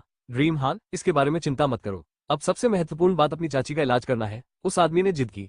वास्तव में नहीं, जियान मेंगन ने कहा। जियान मेंगन के सामने वाला व्यक्ति उसका पीछा करने वालों में से एक है। हालांकि जियान मेंगन का उस पर कोई अच्छा प्रभाव नहीं है। ये लड़का स्कूल में एक प्रसिद्ध प्लेबॉय है। महिलाओं और कपड़ों को बदलने की तरह इन महिलाओं के पास जियान मेंगन का एक सहपाठी भी है। पहले तो जियान मेंगन को उनसे मदद मांगने की उम्मीद नहीं थी। हालांकि उसके लिए अपने दोस्त से हजारों युआन खर्च करना संभव है। उसके लिए एक बार में 5 लाख युआन निकालना असंभव है। वो किसी महिला पर इतना पैसा खर्च नहीं करेगा। अगर उसके पास इतना पैसा है तो वो कई महिलाओं के साथ खेल सकता है। हालांकि जियान मेंगन ने यह नहीं सोचा था कि उसे नहीं पता था कि उसे अपनी मां के अस्पताल में भर्ती होने की खबर कहां मिलेगी, लेकिन वो उसके पीछे भागा और कहा कि वो उसकी मदद करेगा। यदि वो पहले 5 लाख युआन का भुगतान करने को तैयार होता तो वो वास्तव में उससे उधार ले सकता था। वैसे भी उस समय जब तक उसके पास पैसा था, इससे कोई फर्क नहीं पड़ता था कि उसने इसे किससे उधार लिया है। हालांकि जियान मेंगन के दिमाग में हुआंग फेंग की छवि फिर से प्रकट होती है। हुआंग फेंग की तुलना में उसके सामने वाला आदमी कुछ भी नहीं है। सपना हान, 1 लाख 10 लाख काफी है। उस आदमी ने कहा कि उसके मन में जियान मेंगन के लिए 1 लाख युआन पर्याप्त नहीं है। यह उसकी मां के लिए अस्पताल में भर्ती होने के लिए पर्याप्त होना चाहिए। इसके अलावा उनसे पहले हर महिला ने केवल 10,000 युआन ही खर्च किए थे। जियान मेंगन के लिए 1 लाख युआन खर्च करना उसे सम्मान देने जैसा है। 1 लाख, मेरी मां अस्पताल में है, लेकिन कम से कम आधे मिलियन, क्या आप इसे बाहर निकालना चाहेंगे? जियान मेंगन को उसके सामने के लोगों से परेशानी नहीं हो सकती है और उसका बहुत अधिक करने का इरादा नहीं है उसके साथ उलझना। 5 लाख, जब उस आदमी ने यह आंकड़ा सुना तो वो भौचक्का रह गया। जियान मेंगन सुंदर थी, लेकिन उनकी राय में इसकी कीमत 5 लाख युआन बिल्कुल भी नहीं थी। पैसे के साथ वो खुद छोटे स्टार के साथ खेल सकता था। कॉलेज में पैसा उसके लिए कई गर्लफ्रेंड बदलने के लिए पर्याप्त होगा। मेंगन, क्या तुम मजाक कर रही हो? आदमी ने कहा था। इस समय जियान मेंगन ने अचानक एक परिचित व्यक्ति को देखा। पहले तो वो थोड़ी अविश्वसनीय थी, लेकिन फिर वो मुस्कुरा दी। जब उस आदमी ने जियान मेंगन की अभिव्यक्ति में अचानक बदलाव देखा तो उसने सोचा कि जियान मेंगन की मुस्कान उसके लिए थी, लेकिन फिर उसने देखा कि जियान मेंगन की आंखें उसके पीछे देख रही थी और फिर जियान मेंगन सीधे भाग गई।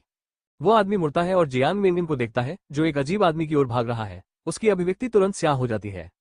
इसके विपरीत जियान मेंगन अच्छे मूड में है। उसे यहाँ हुआंग फेंग को देखने की उम्मीद नहीं थी। मिस्टर हुआंग, आप यहाँ कैसे हैं? जियान मेंगन ने उत्साह से कहा। मैं अभी यहाँ से गुजरा और तुम्हें देखा। नीचे आओ और नमस्ते कहो, हुआंग फेंग ने कहा। मिस्टर हुआंग, मैंने आपको आमने सामने धन्यवाद नहीं दिया है। मेरी माँ का ऑपरेशन बहुत सफल रहा है और वो अब ठीक हो रही है, जियान मेंगन ने कहा। अच्छी बात है, हुआंग फेंग ने कहा कि वो लोगों की जान बचाने के अच्छे मूड में है।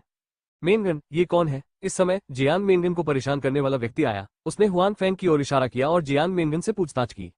जियान मेंगन अचानक घबरा जाती है। ऐसा नहीं है कि इसमें कुछ भी शर्मनाक है, लेकिन वह नहीं चाहती कि हुआंग फेंग को गलत समझा जाए। हालांकि हुआंग फेंग का कहना है कि उसे बदला चुकाने के लिए अपने शरीर की आवश्यकता नहीं है। जियान मेंगन ने अपने मन में फैसला किया है कि वो बाद में हुआंग फेंग की व्यक्ति बनेगी, इसलिए वो नहीं चाहती कि हुआंग फेंग अन्य पुरुषों के साथ उसके रिश्ते को गलत समझे।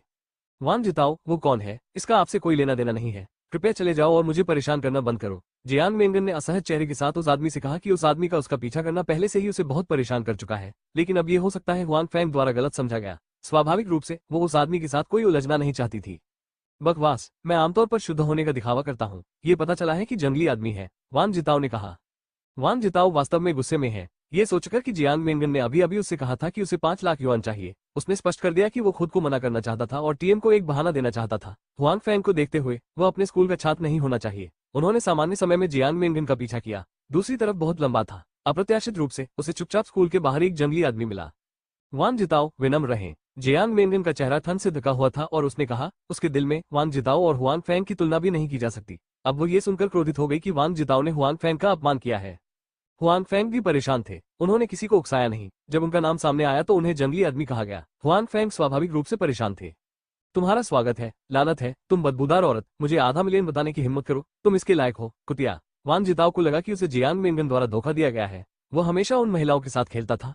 अप्रत्याशित रूप से इस बार उसने एक महिला के साथ खेला। वो गुस्से से भर गया। वांग जिताओ के खत्म होने के तुरंत बाद उसके दाहिने चेहरे पर तुरंत थप्पड़ मारा गया। जब तुम अपने मुंह पर मल छिड़क रहे थे तो तुम्हारी माँ ने तुम्हें बोलना नहीं सिखाया। हुआंग फैंग ने एक दूसरे को हल्के से देखा और कहा, जैसे वो थप्पड़ उसका थप्पड़ नहीं था। क्या तुमने मुझे मारने की हिम्मत की? वांग जिताओ ने हुआंग फैंग को अविश्वसनीय रूप से देखा और कहा कि उन्हें उम्मीद नहीं थी कि हुआंग फैंग उन्हें हराने की हिम्मत करेंगे। मेरे तुम्हें मारने से क्या हुआ? क्या तुम सोने के बने हो? मैं लड़ नहीं सकता, हुआंग फैंग ने कहा। मैं तुम्हें मार दूंगा। वांग जिताओ ने हुआंग फैंग को मुक्का मारा। हालांकि हुआंग फैंग से मिलने से पहले उसे दूसरे चेहरे पर थप्पड़ मारा गया था। दोनों के चेहरे सूजे हुए थे, जो सम्मित थे। वांग जिताओ भी हुआंग फैंग को फिर से मारना चाहते हैं। हालांकि हुआंग फैंग की शांत उपस्थिति को देखकर वांग जिताओ ने उसके गाल को छुआ, जिससे वो शांत हो गया। भविष्य में उसे परेशान मत करो, तुम्हें पता है। हुआंग फैंग ने एक दूसरे की ओर देखा और कहा। फिर वो जियांग मेंगन की ओर मुड़े और कहा, क्या शाम को कुछ गड़बड़ है? अगर यह ठीक है तो मैं आपको रात के खाने पर आमंत्रित करूंगा। क्योंकि हुआंग फैंग और बाई जियाओरो ने एक दूसरे को नमस्ते कहा था क्योंकि वे पहले गोलियांग के साथ बाहर आए थे। वे रात को खाना खाने के लिए वापस नहीं गए और उससे समस्या का समाधान करने के लिए कहा। इसलिए हालांकि गोलियांग चले गए हैं, हुआंग फैंग अभी भी रात के खाने के लिए वापस नहीं जाना चाहते थे। बेहतर नॉवल पढ़ने के लिए आप हमारे YouTube चैनल और ऑडियो एक्सप्लेन टेलीग्राम चैनल से जुड़ सकते हैं। 770 मुझे कुछ अनुभव सिखाएं। ठीक है, मैं रात को ठीक हूँ, जियांग मेंगन ने बिना सोचे समझे कहा। चल दर। हुआंग फैंग जियांग मेंगन को अपनी कार में लाता है और जियांग मेंगन की आंखें आश्चर्य से चमक उठती हैं। जब वांग जिताओ ने दूर से हुआंग फैंग की कार देखी तो उसकी आंखें सिकुड़ गईं।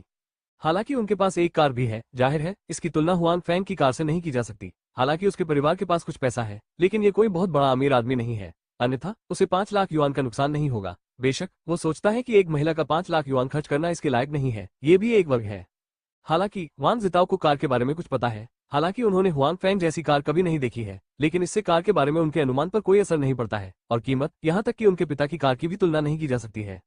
ये सोचकर वांग जिताओ समझ गए हैं कि हुआंग फैंग स्पष्ट रूप से कोई सामान्य व्यक्ति नहीं है। वो निश्चित रूप से एक अमीर दूसरी पीढ़ी है, यहाँ तक कि अपने परिवार से भी ज्यादा अमीर है। वो मूल रूप से हुआंग फैंग से बदला लेना चाहता था। हालांकि अब ऐसा लगता है कि वो बल या वित्तीय संसाधनों के मामले में हुआंग फैंग का मुकाबला नहीं कर सकता। हालांकि इस तरह जियांग मेंगन का दिल उसके प्रति और भी अधिक अपमानजनक था। उनका मानना था कि जियांग मेंगन सोने की खोज करने वाला व्यक्ति था, क्योंकि हुआंग फैंग के पास पैसा था। वह हुआंग फैंग का अनुसरण करता था और वह आमतौर पर इतना उच्च व्यवहार करती थी जिससे वो और अधिक क्रोधित हो जाता था। मैं तुम्हें नष्ट कर दूंगा भले ही तुम मुझे न मिले, वांग जिताओ ने मन ही मन सोचा। अभी आपका प्रेमी कौन था? कार में हुआंग फैंग ने गाड़ी चलाते हुए लापरवाही से पूछा। ठीक है, चिंता मत करो, मेरा उससे कोई लेना देना नहीं है और मुझे अन्य पुरुषों से कोई लेना देना नहीं होगा, जियांग मेंगन ने तुरंत समझाया। आप इतने घबराए हुए क्यों हैं? मैंने आपके बारे में कुछ नहीं कहा। भले ही आपका कोई रिश्ता हो, इससे कोई फर्क नहीं पड़ता। बेशक किसी को ऐसे ही न ढूंढना बेहतर है। जहां तक अन्य लोगों की बात है तो इसने तुम्हें प्यार में पड़ने से नहीं रोका। जब तक तुम स्नातक हो जाओ बस मेरे कारखाने में चले जाओ, हुआंग फैंग ने मुस्कुराते हुए कहा। ठीक है, मैं जरूर जाऊंगा, जियांग मेंगन ने वादा किया और फिर उसने कहा, मैं अन्य लोगों के प्यार में नहीं पड़ूंगी। मुस्कुराहट सुनने के बाद हुआंग फैंग ने कुछ नहीं कहा। वो जियांग मेंगन के मन को नहीं जानता था। हालांकि आखिरकार ये किसी और का निजी मामला था। हुआंग फैंग को लगा कि उनके अपने शब्द अच्छे नहीं थे। जियांग मेंगन को हुआंग फैंग का कॉल भी एक अस्थायी विचार था। वे खाने के लिए कोई अच्छी जगह ढूंढने नहीं गए। हालांकि जियांग मेंगन के लिए यह कोई मायने नहीं रखता। हुआंग फैंग के साथ खाने में सक्षम होना महत्वपूर्ण है। खाने के बाद हुआंग फैंग ने जियांग मेंगन के साथ घूमना जारी नहीं रखा, बल्कि उसे सीधे स्कूल वापस भेज दिया। आखिरकार किसी लड़की के लिए बहुत देर से वापस जाना अच्छा नहीं है। जियांग मेंगन कुछ भी कहने से हिचक रही है, लेकिन वो कुछ भी कहना नहीं चाहती। हुआंग फैंग के सामने वो अपना स्थान बहुत नीचे रखती है। वो हुआंग फैंग के किसी भी शब्द को सुनेगी और उनका खंडन नहीं करेगी। मेंगन, क्या तुम वापस आ गई हो? जैसे ही जियांग मेंगन अपने शयन कक्ष में लौटा, वो कई रूममेट से घिरा हुआ था। मेंगन, हमने सोचा था कि तुम आज रात बाहर बिताओगी, तुम इतनी जल्दी वापस क्यों आ गई? दूसरे रूममेट से पूछा। तुम्हारा मतलब क्या है? मैं बस अपने दोस्तों के साथ डिनर के लिए बाहर गया था और निश्चित रूप से मैं वापस आ गया, जियांग मेंगन ने हैरान चेहरे के साथ पूछा। दोस्त, बॉयफ्रेंड या? चेहरे पर रहस्यमय मुस्कान के साथ पहले रूममेट ने कहा। नहीं, आपकी अभिव्यक्ति क्या है? क्या मामला है? आप सभी रहस्यमय हैं, जियांग मेंगन ने अपने आसपास के कई रूममेट्स को देखते हुए पूछा।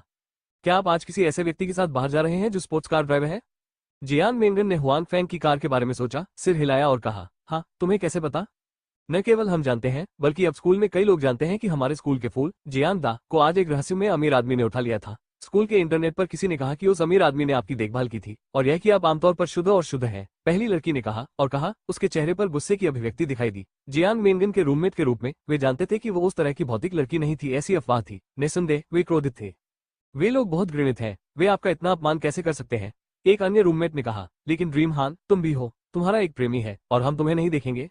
यह सही है, ये पर्याप्त नहीं है। जाहिर है, जियान मेंगन के कुछ रूममेट सोचते हैं कि जिस आदमी ने आज जियान मेंगन को उठाया था, वो जियान मेंगन का दोस्त है। वो दूसरी पीढ़ी का अमीर आदमी होना चाहिए जो स्पोर्ट्स कार चला सकता है। हालांकि इंटरनेट पर किसी ने यह कहा कि जियान मेंगन का समर्थन किया गया था। इसका कारण यह है कि वह या तो जियान मेंगन की सुंदरता से ईर्ष्या करता था या जियान मेंगन का पीछा करने में विफल रहा था। वो गुस्से में था, इसलिए वो जियान मेंगन की निंदा करने चला गया। हालांकि जियान मेंगन चुप थी और कुछ नहीं बोली। वो नहीं जानती थी कि इंटरनेट पर खबर किसने भेजी थी। सबसे बड़ी संभावना वांग जिताओ थी। हालांकि उस समय जब वो स्कूल के गेट पर हुआंग फैंग के साथ निकली तो उसने बहुत सारे लोगों को देखा, शायद अन्य लोगों को भी। अगर वे ये कहना चाहते हैं तो उन्हें ये कहने दें। जियान मेंगन ने कहा कि उनके चेहरे पर गुस्से का कोई भाव नहीं था। वास्तव में उसके दिल में उसने ये भी सोचा था कि खबर सही थी। उसे मूल रूप से हुआंग फैंग ने गोद लिया था, हालांकि हुआंग फैंग ने इसे स्वीकार नहीं किया था। नहीं मेंगन, तुम बिल्कुल भी गुस्सा नहीं हो। जियान मेंगन के रूममेट ने आश्चर्य से उसकी ओर देखा और कहा। क्रोधित क्यों न हो, जियान मेंगन ने कहा। मेंगन, तुम्हें वास्तव में पाला पोसा नहीं जाएगा, है ना? पूर्व रूममेट ने कहा। ये जियान मेंगन की दूसरी रूममेट है, जो एक लड़की है जिसे पाला गया है। इस समय उन्होंने जियान मेंगन को उत्साह से देखा और कहा, क्या आप अंततः सोच रहे हैं? मैं कहूंगा, जब हम छोटे होते हैं तो हम अपनी पूंजी का पूरा उपयोग क्यों नहीं करते? जाओ, क्या कहते हो? अगले रूममेट ने उसे मारा और कहा। जियान मेंगन ने अपने चेहरे पर फीकी मुस्कान के साथ कहा, मैं चाहूंगा, लेकिन लोग मुझे नहीं देख सकते, मुझे नहीं चाहते। नहीं, क्या वो आदमी अंधा है? हमारा सपना नहीं देख सकता। जिस लड़की को गोद लिया गया था उसने कहा कि बाकी दोनों एक ही समय में आश्चर्यचकित थे। मुझे नहीं पता कि वे जियान मेंगन ने जो कहा उससे आश्चर्यचकित थे या हुआन फैंग के रवैये से। ठीक है, चलो उस बारे में बात नहीं करते। जियान मेंगन ने कहा, क्या आप मुझे पुरुषों के साथ घुलने मिलने का कुछ अनुभव सिखा सकते हैं? यानी पुरुषों को कैसे खुश करें और उन्हें खुश कैसे करें? जियान मेंगन की 3 रूममेट्स में से 2 के बॉयफ्रेंड हैं और दूसरे को बाहर के पुरुषों ने गोद ले लिया है। इसलिए उन सभी को पुरुषों के साथ घुलने मिलने का अनुभव है, जो कि जियान मेंगन के लिए पहली बार है। बेहतर नॉवल पढ़ने के लिए आप हमारे YouTube चैनल और ऑडियो एक्सप्लेन टेलीग्राम चैनल से जुड़ सकते हैं। 771 टेलीफोन। ये खत्म हो गया है। हमारे प्रौद्योगिकी विश्वविद्यालय के स्कूल के फूल वास्तव में हटा दिए गए हैं। जियान मेंगन के रूममेट्स में से एक ने विलाप करने का नाटक किया, लेकिन उसने जियान मेंगन से देखभाल के बारे में नहीं पूछा। जब लड़कियां लड़कों के बारे में बात करती हैं, तो उनके पास हमेशा बहुत सारे सामान्य विषय होते हैं, जैसे लड़के लड़कियों के बारे में बात करते हैं। तो जल्द ही जियान मेंगन के छात्रावास में चर्चा के विभिन्न स्वर सुनाई देने लगे। स्वाभाविक रूप से हुआन फैंग को नहीं पता था कि उन्हें गलत समझा जाएगा और चर्चा की जाएगी। इस समय वो घर जा रहा था, लेकिन रास्ते में उसे ली बिंग्यून का फोन आया। हेलो बिंग्यून, मैं इतनी देर से आपके लिए क्या कर सकता हूँ? हुआन फैंग ने गाड़ी चलाते हुए कहा। अगर मैं ठीक हूँ तो क्या मैं आपको कॉल नहीं कर सकता? दूसरी ओर अपने कमरे में ली बिंग्यू अपने गुलाबी बिस्तर पर लेटे हुए असंतोष से बड़बड़ा रहा था। हाँ बिल्कुल, हुआन फैंग ने जल्दी में कहा। अच्छा, अगर मैं तुम्हें फोन नहीं करूंगा तो क्या तुम मुझे फोन नहीं करोगे? पर्याप्त दोस्त नहीं है। ली बिंग्यू की नाराजगी जाहिर तौर पर छोटी नहीं है। उन्होंने हुआन फैंग को जाने नहीं दिया। ठीक है, इसका मुख्य कारण यह है कि मैं हाल ही में थोड़ा व्यस्त हूँ। मैं अक्सर बाद में फोन करूंगा। हुआन फैंग ने कुछ शर्मिंदगी के साथ कहा, लेकिन उन्हें नहीं लगा कि ली बिंग्यून के शब्द अनुचित थे। ये बिल्कुल वैसा ही है। ली बिंग्यून का चेहरा अचानक मुस्कुराहट से ढक गया और फिर उसने कहा, मैं आपको ये बताने के लिए फोन कर रहा हूँ कि जियांगजू में मेरे संगीत कार्यक्रम का समय निर्धारित हो गया है। ठीक 1 हफ्ते बाद आपने मुझसे पहले जो वादा किया था उसे मत भूलिए। ली बिंग्यून ने एक संगीत कार्यक्रम आयोजित करने के लिए जियांगजू जाने के लिए बहुत प्रयास किए हैं। आखिरकार यदि वे संगीत कार्यक्रम आयोजित करने के लिए इस तरह की जगह पर जाना चाहते हैं तो ये बहुत समय पहले निर्धारित किया जाता है, ताकि वे कार्यक्रम स्थल से संपर्क कर सके और दूसरी पार्टी व्यवस्था कर सके। ये कहने की जरूरत नहीं है कि वो कब आना चाहती है जियांगजू में एक संगीत कार्यक्रम आयोजित करने के लिए। ये ठीक है, यह अन्य लोगों के साथ नहीं है। यात्रा कार्यक्रम संघर्ष में है। हालांकि मनोरंजन क्षेत्र में ली बिंग्यून की प्रसिद्धि और लोकप्रियता छोटी नहीं है, इसलिए उन्होंने अंततः इस समस्या को हल कर लिया है, जो कि जियांगजू जाने के लिए विशेष बात है। चिंता मत करो, इसे कभी नहीं भुलाया जाएगा। हुआन फैंग ने वादा किया, तब मैं आपके लिए पूरी सीट बनाऊंगा और सुनिश्चित करूंगा कि आप संतुष्ट हो। हुआन फैंग ली बिंग्यू के प्रति अपनी पिछली प्रतिबद्धता को नहीं भूले। इसके अलावा फेरी बुक के साथ हुआन फैंग के लिए खाना बनाना बहुत थका देने वाला नहीं है। बस मत भूलना, ली बिंग्यू ने मुस्कुराते हुए कहा। वैसे आप कैसे गा रहे हैं? अचानक क्यों? हुआन फैंग को ली बिंग्यून के अचानक विषय परिवर्तन के बारे में कुछ संदेह है। ठीक है, इतनी चिंता मत करो, पहले मुझे बताओ, ली बिंग्यू ने चुलबुले अंदाज में कहा। मुझे, हुआन फैंग ने एक पल के लिए सोचा और कहा, जब मैं स्कूल में था मेरे सभी सहपाठी मुझे गायन का भगवान कहते थे। मैंने तुमसे कहा था कि मैं गायन उद्योग में नहीं गया, अन्यथा मैं तुमसे अधिक प्रसिद्ध होता। डीन मारना, ली बिंग्यू ने मुस्कुराते हुए कहा। स्वाभाविक रूप से वो हुआन फैंग ने जो कहा उस पर विश्वास नहीं करेगी। हालांकि उसने ये भी महसूस किया कि चूंकि हुआन फेंग ने कहा था कि भले ही वो इतना अच्छा नहीं गाएगा, ये बहुत बुरा नहीं होगा। हुआन फेंग भी मुस्कुराए, यदि आपको विश्वास नहीं है तो आप मेरे सहपाठियों से कब मिलते हैं, आप उनसे पूछ सकते हैं। बेशक हुआन फेंग डींगे हाँक रहा है। डींगे हाँकने पर वैसे भी टैक्स नहीं लगता। हालांकि उनका गायन स्तर ठीक है, कम से कम ऐसा नहीं है कि पांचों स्वर अधूरे हैं। कान में घुसना ठीक है। गोल या के उस तरह के व्यक्ति की तुलना में जो केवल गा सकता है और चिल्ला सकता है, यह निश्चित रूप से गायक भगवान का स्तर है। हो, तुम्हें घमंड है या नहीं? मुझे जल्द ही पता चल जाएगा, ली बिंगयून ने कहा। आपका क्या मतलब है? हुआन फेंग ने संदेह से पूछा। ये दिलचस्प नहीं है, तुम्हें तब पता चलेगा। ली बिंगयून स्पष्ट रूप से इस रहस्य को गुप्त रखना चाहते थे और कहा, वैसे मैं आपके लिए टिकट छोड़ दूंगा। आप कितने टिकट चाहते हैं? कितने? हुआन फैंग इसके बारे में सोचते हैं। सुयुमो का जाना निश्चित है। जहां तक उसके सबसे अच्छे दोस्त जी जियाओ और तांग मिक्सू का सवाल है, वे नहीं जानते कि वे जाएंगे या नहीं। यदि अन्य लोग ऐसा करते हैं तो वे लियांगजी और झो रोलान के लिए टिकट आरक्षित कर सकते हैं। आखिरकार लियांगजी इस अवधि में काफी थक गई है, यह आराम करने का समय है। अन्यथा आप मुझे पहले 6 दे सकते हैं। यदि यह पर्याप्त नहीं है तो मैं आपसे उनके लिए पूछूंगा, हुआन फैंग ने कहा। आपको लगता है कि मेरा टिकट बेकार कागज है? क्या आप इसे बेच नहीं सकते? ली बिंगयू ने गुस्से में कहा कि हर बार उनके कॉन्सर्ट के टिकट कम आपूर्ति में होते हैं। यदि हुआन फैंग उन्हें फिर से चाहता है तो उसके पास एक भी नहीं हो सकता है।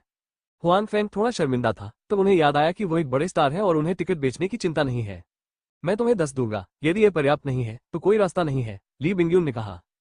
ठीक है, धन्यवाद, हुआन फैंग ने कहा। धन्यवाद मत करो, फिर मैं तुम्हें आश्चर्यचकित कर दूंगा। यदि तुम्हें ये पसंद है तो मुझे फिर से धन्यवाद, यदि तुम्हें ये पसंद नहीं है तो मुझे दोष मत दो, ली बिंगयून ने कहा। आश्चर्य? कैसा आश्चर्य? तो तुम्हें पता चल जाएगा। ठीक है, ये बात है, पहले फोन रखो। ली बिंगयून ने बात पूरी की और हुआंग फैंग के दोबारा पूछने से पहले ही फोन रख दिया। आश्चर्य? मुझे बुरा कैसे लग सकता है? हुआंग फैंग ने खुद से कहा। हालांकि ली बिंगयून ने पहले ही फोन रख दिया है, अगर वो दोबारा पूछना भी चाहे तो उसके पास कोई मौका नहीं है। हालांकि जल्द ही हुआंग फैंग का फोन फिर से बज उठा। मूल रूप से हुआंग फैंग ने सोचा कि यह ली बिंगयू है जिसे कुछ कहना है, लेकिन वो कहना भूल गया। अप्रत्याशित रूप से क्यू निंगशुंग ने इस बार फोन किया। हुआंग फैंग, अभी किसने फोन किया? मैं बहुत देर से खेल रहा हूँ, सब व्यस्त है, क्यू निंगशुंग की आवाज आई। एक मित्र, इतनी देर से बुलाने की क्या बात है? हुआंग फैंग ने कहा। अगर आप ठीक हैं तो क्या आप कॉल नहीं कर सकते? क्यू ठंड से जम गया। मैं इसे इतनी अच्छी तरह कैसे सुन सकता हूँ? हुआंग फैंग ने सोचा, लेकिन उन्होंने कहा, हाँ बिल्कुल। इतने लंबे समय तक कॉल न करना दिलचस्प नहीं है, क्यू निंगशुंग ने कहा। ठीक है, मैं हाल ही में व्यस्त हूँ। परिचित सवालों का सामना करते हुए हुआंग फैंग को फिर से वही बहाना इस्तेमाल करना पड़ा। सौभाग्य से क्यू निंगशुंग का इरादा परेशान करने का नहीं था। उसने कहा, क्या आपके पास कल समय है? हुआन फेंग ने इसके बारे में सोचा और कहा, हाँ क्या बात है? यह मेरी माँ नहीं है, मैंने तुम्हें कुछ समय से नहीं देखा है। मैं तुम्हें कल घर पर रात्रि भोज के लिए आमंत्रित करना चाहता हूँ, क्यू निंगशुंग ने कहा। लेकिन हुआन फेंग स्पष्ट रूप से इसे नहीं देख सकते। क्यू निंगशुंग का चेहरा इस समय पहले से ही लाल है। ठीक है, कोई बात नहीं, मैं सही नहीं हूँ। मैं काफी समय से अपने चाचा चाची से मिलने नहीं गया हूँ, हुआन फेंग ने कहा। सचिव क्यू ने उनकी बहुत मदद की है। इसके अलावा क्यू निंगशुंग की माँ उससे बहुत प्रभावित थी और उसके साथ बहुत अच्छा व्यवहार करती थी। हुआन फेंग ने अब तक दूसरों से औपचारिक मुलाकात नहीं की है, जो वास्तव में थोड़ा गलत है। बेहतर नवल पढ़ने के लिए आप हमारे YouTube चैनल और ऑडियो एक्सप्लेन टेलीग्राम चैनल से जुड़ सकते हैं। 772 सहायता। ठीक है, ये तय हो गया है, मैं कल घर पर आपका इंतजार करूंगा। हुआन फेंग की खुशी भरी सहमति सुनकर क्यू निंगशुंग का मूड काफी बेहतर हो गया। उन्होंने हल्के स्वर में कहा, ठीक है, हुआन फेंग ने कहा। उसके बारे में क्या ख्याल है? ये देखकर कि आप कितने खुश हैं, जियाओ फेंग सहमत हो गया है। क्यू निंगशुंग को चेहरे पर मुस्कुराहट के साथ लटका हुआ देखकर उसकी मां ने मुस्कुराते हुए पूछा, मां, मैं खुश नहीं हूं, क्यू निंगशुंग ने संकोचपूर्वक कहा। तो जाहिर है मां अंधी नहीं है, क्यू निंगशुंग की मां ने कहा। ये सच है कि जियोफेंग इतने लंबे समय तक यहाँ बैठने नहीं आया और उसने मेरी बेटी को व्यक्तिगत रूप से फोन करने के लिए कहा। ये वास्तव में अपमानजनक है। नहीं, वो कल आएगा, मुझे उसके बारे में बात करनी चाहिए। गोआ मां, नहीं, क्यू निंगशुंग जल्दी से सो गया। हुआन फेंग भी व्यस्त है। मैं मजाक कर रहा हूँ, इस समय मैं उसकी रक्षा करना जानता हूँ, क्यू निंगशुंग की मां ने कहा। लेकिन आप भी हैं, मैं उसे देखना चाहती हूँ। मुझे खेद है, लेकिन मैं अपनी माँ को भी एक बहाने के रूप में इस्तेमाल करती हूँ।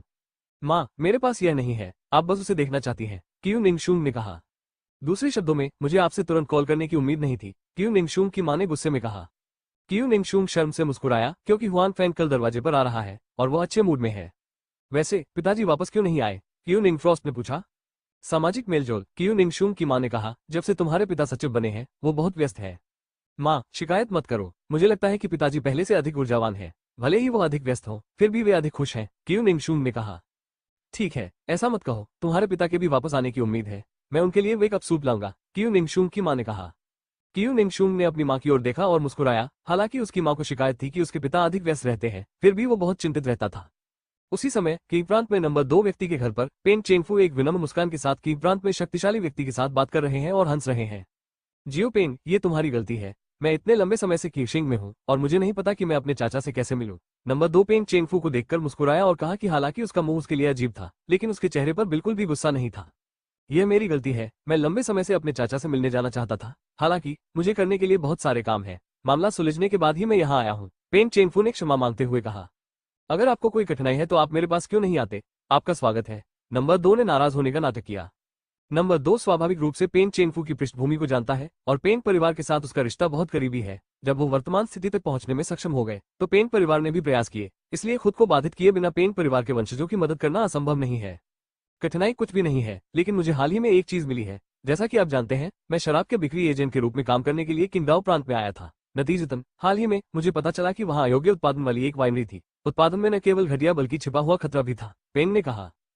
ओह, यह सही है। नंबर 2 के चेहरे पर भाव में कोई बदलाव नहीं आया है, लेकिन मैं समझ गया हूँ कि पेन चेंगफू का उनसे मिलना इतना आसान नहीं है। यह उस अयोग्य निर्माता से संबंधित हो सकता है जिसे उसने गलती से पाया था। जाहिर है, इस फैक्ट्री के बॉस ने पेन चेंगफू को नाराज कर दिया होगा। वो कई वर्षों से सरकार में है, जाहिर है वो इस स्थिति को समझ सकते हैं। हालांकि उसे उम्मीद नहीं थी कि पेन चेंगफू मदद के लिए उसके पास आएगा। ये कोई बड़ी बात नहीं थी, उनके सचिव को उनसे पूछने दीजिए। नंबर 2 सीधे तौर पर सहमत होने वाला था, लेकिन उसने फिर पूछा, इस फैक्ट्री का बॉस कौन है, क्या आप जानते हैं? हाँ, ये हुआंग फेंग है, पेन ने कहा। ऐसा कहा जाता है कि सचिव क्यू के साथ उनके अच्छे संबंध हैं। सचिव क्यू? कौन सचिव क्यू? नंबर 2 पूछा। स्वाभाविक रूप से ये किंगई प्रांत की नई शुरुआत है, सेक्रेटरी क्यू। पेन चेंगफू का इरादा इसे छुपाने का नहीं था। यह वो है। नंबर 2 ने थोड़ी नाराजगी व्यक्त की, लेकिन मुझे उम्मीद नहीं थी कि सचिव क्यू एक छोटे से मामले में शामिल थे, जो मुझे लगा कि बहुत छोटा था। हालांकि मैं उनसे डरता नहीं हूँ, लेकिन उनके शामिल होने से यह मामला और भी परेशानी भरा हो गया है। Huang Feng, Huang Feng. Number 2 के मुंह में हुआंग फेंग का नाम सुनाया गया। उसने सोचा कि यह नाम पहले बहुत परिचित था। अब ऐसा कहा जा रहा है कि इसका सेक्रेटरी की उसे कुछ लेना देना है। उसे ऐसा अधिक महसूस होता है जैसे उसने ये नाम सुना हो। यह वो है। नंबर 2 अचानक बहुत ही रूखे अंदाज में चिल्लाया और उसके चेहरे पर भी नाराजगी के भाव थे। नंबर 2 को पहले से ही याद है कि हुआंग फेंग कौन है। ये कहा जा सकता है कि किंगई में उनके नेतृत्व ने अपनी प्रतिष्ठा खो दी है। इसका सीधा संबंध हुआंग फेंग से है। यदि यह हुआंग फेंग के लिए नहीं होता तो टोंग कियांजुन के साथ कोई दुर्घटना नहीं होती और वह इसमें शामिल नहीं होता। तान शूजी, जो हवा से आए थे, के लिए किंगई में मजबूती से खड़ा रहना इतना आसान नहीं होता। इसलिए टोंग कियांजुन की पिछली घटना धीरे धीरे कम होने के बाद नंबर 2 ने हुआंग फेंग की पहचान की भी जांच की। वो जानता था कि वो न केवल सचिव क्यू का करीबी था, बल्कि राष्ट्रीय सुरक्षा ब्यूरो का सदस्य भी था। हालांकि इससे वो थोड़ा डर गया था। वो सिर्फ एक साधारण सदस्य था, इस हद तक नहीं कि वो हिलने डुलने की हिम्मत न कर सके। इस अवधि में वो हुआंग फेंग की परेशानी में नहीं गए। इसका कारण ये है कि वो अपनी स्थिति को मजबूत करने में व्यस्त थे। इसके अलावा टोंग कियांजुन का मामला पारित हुए ज्यादा समय नहीं हुआ है। यदि वो हुआंग फेंग की परेशानी का पता लगाने की जल्दी में होता तो संभवतः कई लोगों द्वारा उस पर हमला किया जाता। लेकिन अब वैसा नहीं है। आखिरकार काफी समय हो गया है और मैं इसकी योजना बनाने की तैयारी कर रहा हूँ। मुझे उम्मीद नहीं थी कि पेंग चेंगफू आज मेरे पास आएगा और वास्तव में उसका उस आदमी से कुछ लेना देना था। अंकल, क्या आप उसे जानते हैं? ये देखकर कि नंबर 2 खराब हो गया है, पेंग चेंगफू ने उत्सुकता से पूछा। उनके मन में हुआंग फेंग एक हारा हुआ व्यक्ति है। सेक्रेटरी क्यू को जानना बड़े सौभाग्य की बात है। नंबर 2 को जानने का कोई कारण नहीं है। आखिरकार हुआंग फेंग एक साधारण व्यक्ति है।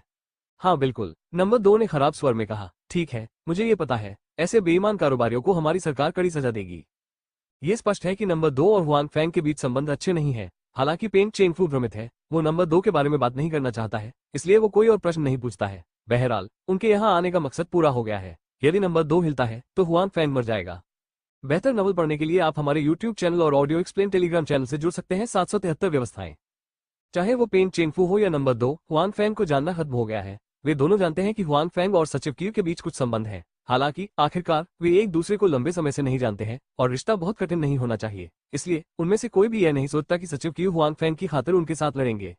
और नंबर 2 को राष्ट्रीय सुरक्षा ब्यूरो के हुआंग फेंग के सदस्यों की पहचान भी पता है। हालांकि ये सामान्य सदस्यों को भी पता है। राष्ट्रीय सुरक्षा ब्यूरो के एक साधारण सदस्य से निपटने में उन्हें अब भी कुछ भरोसा है। इसलिए चाहे नंबर 2 हो या पेंग चेंगफू, उसने अपने दिल में हुआंग फेंग को मौत की सजा सुनाई है। और हुआंग फेंग को स्पष्ट रूप से इस समय पता नहीं था। नौकिंग प्रांत का दूसरा व्यक्ति इसे स्वयं करने जा रहा था। इस समय वो स्टोरेज बॉक्स द्वारा खोले गए विला में निंग वुशुंग के साथ बात कर रहा था।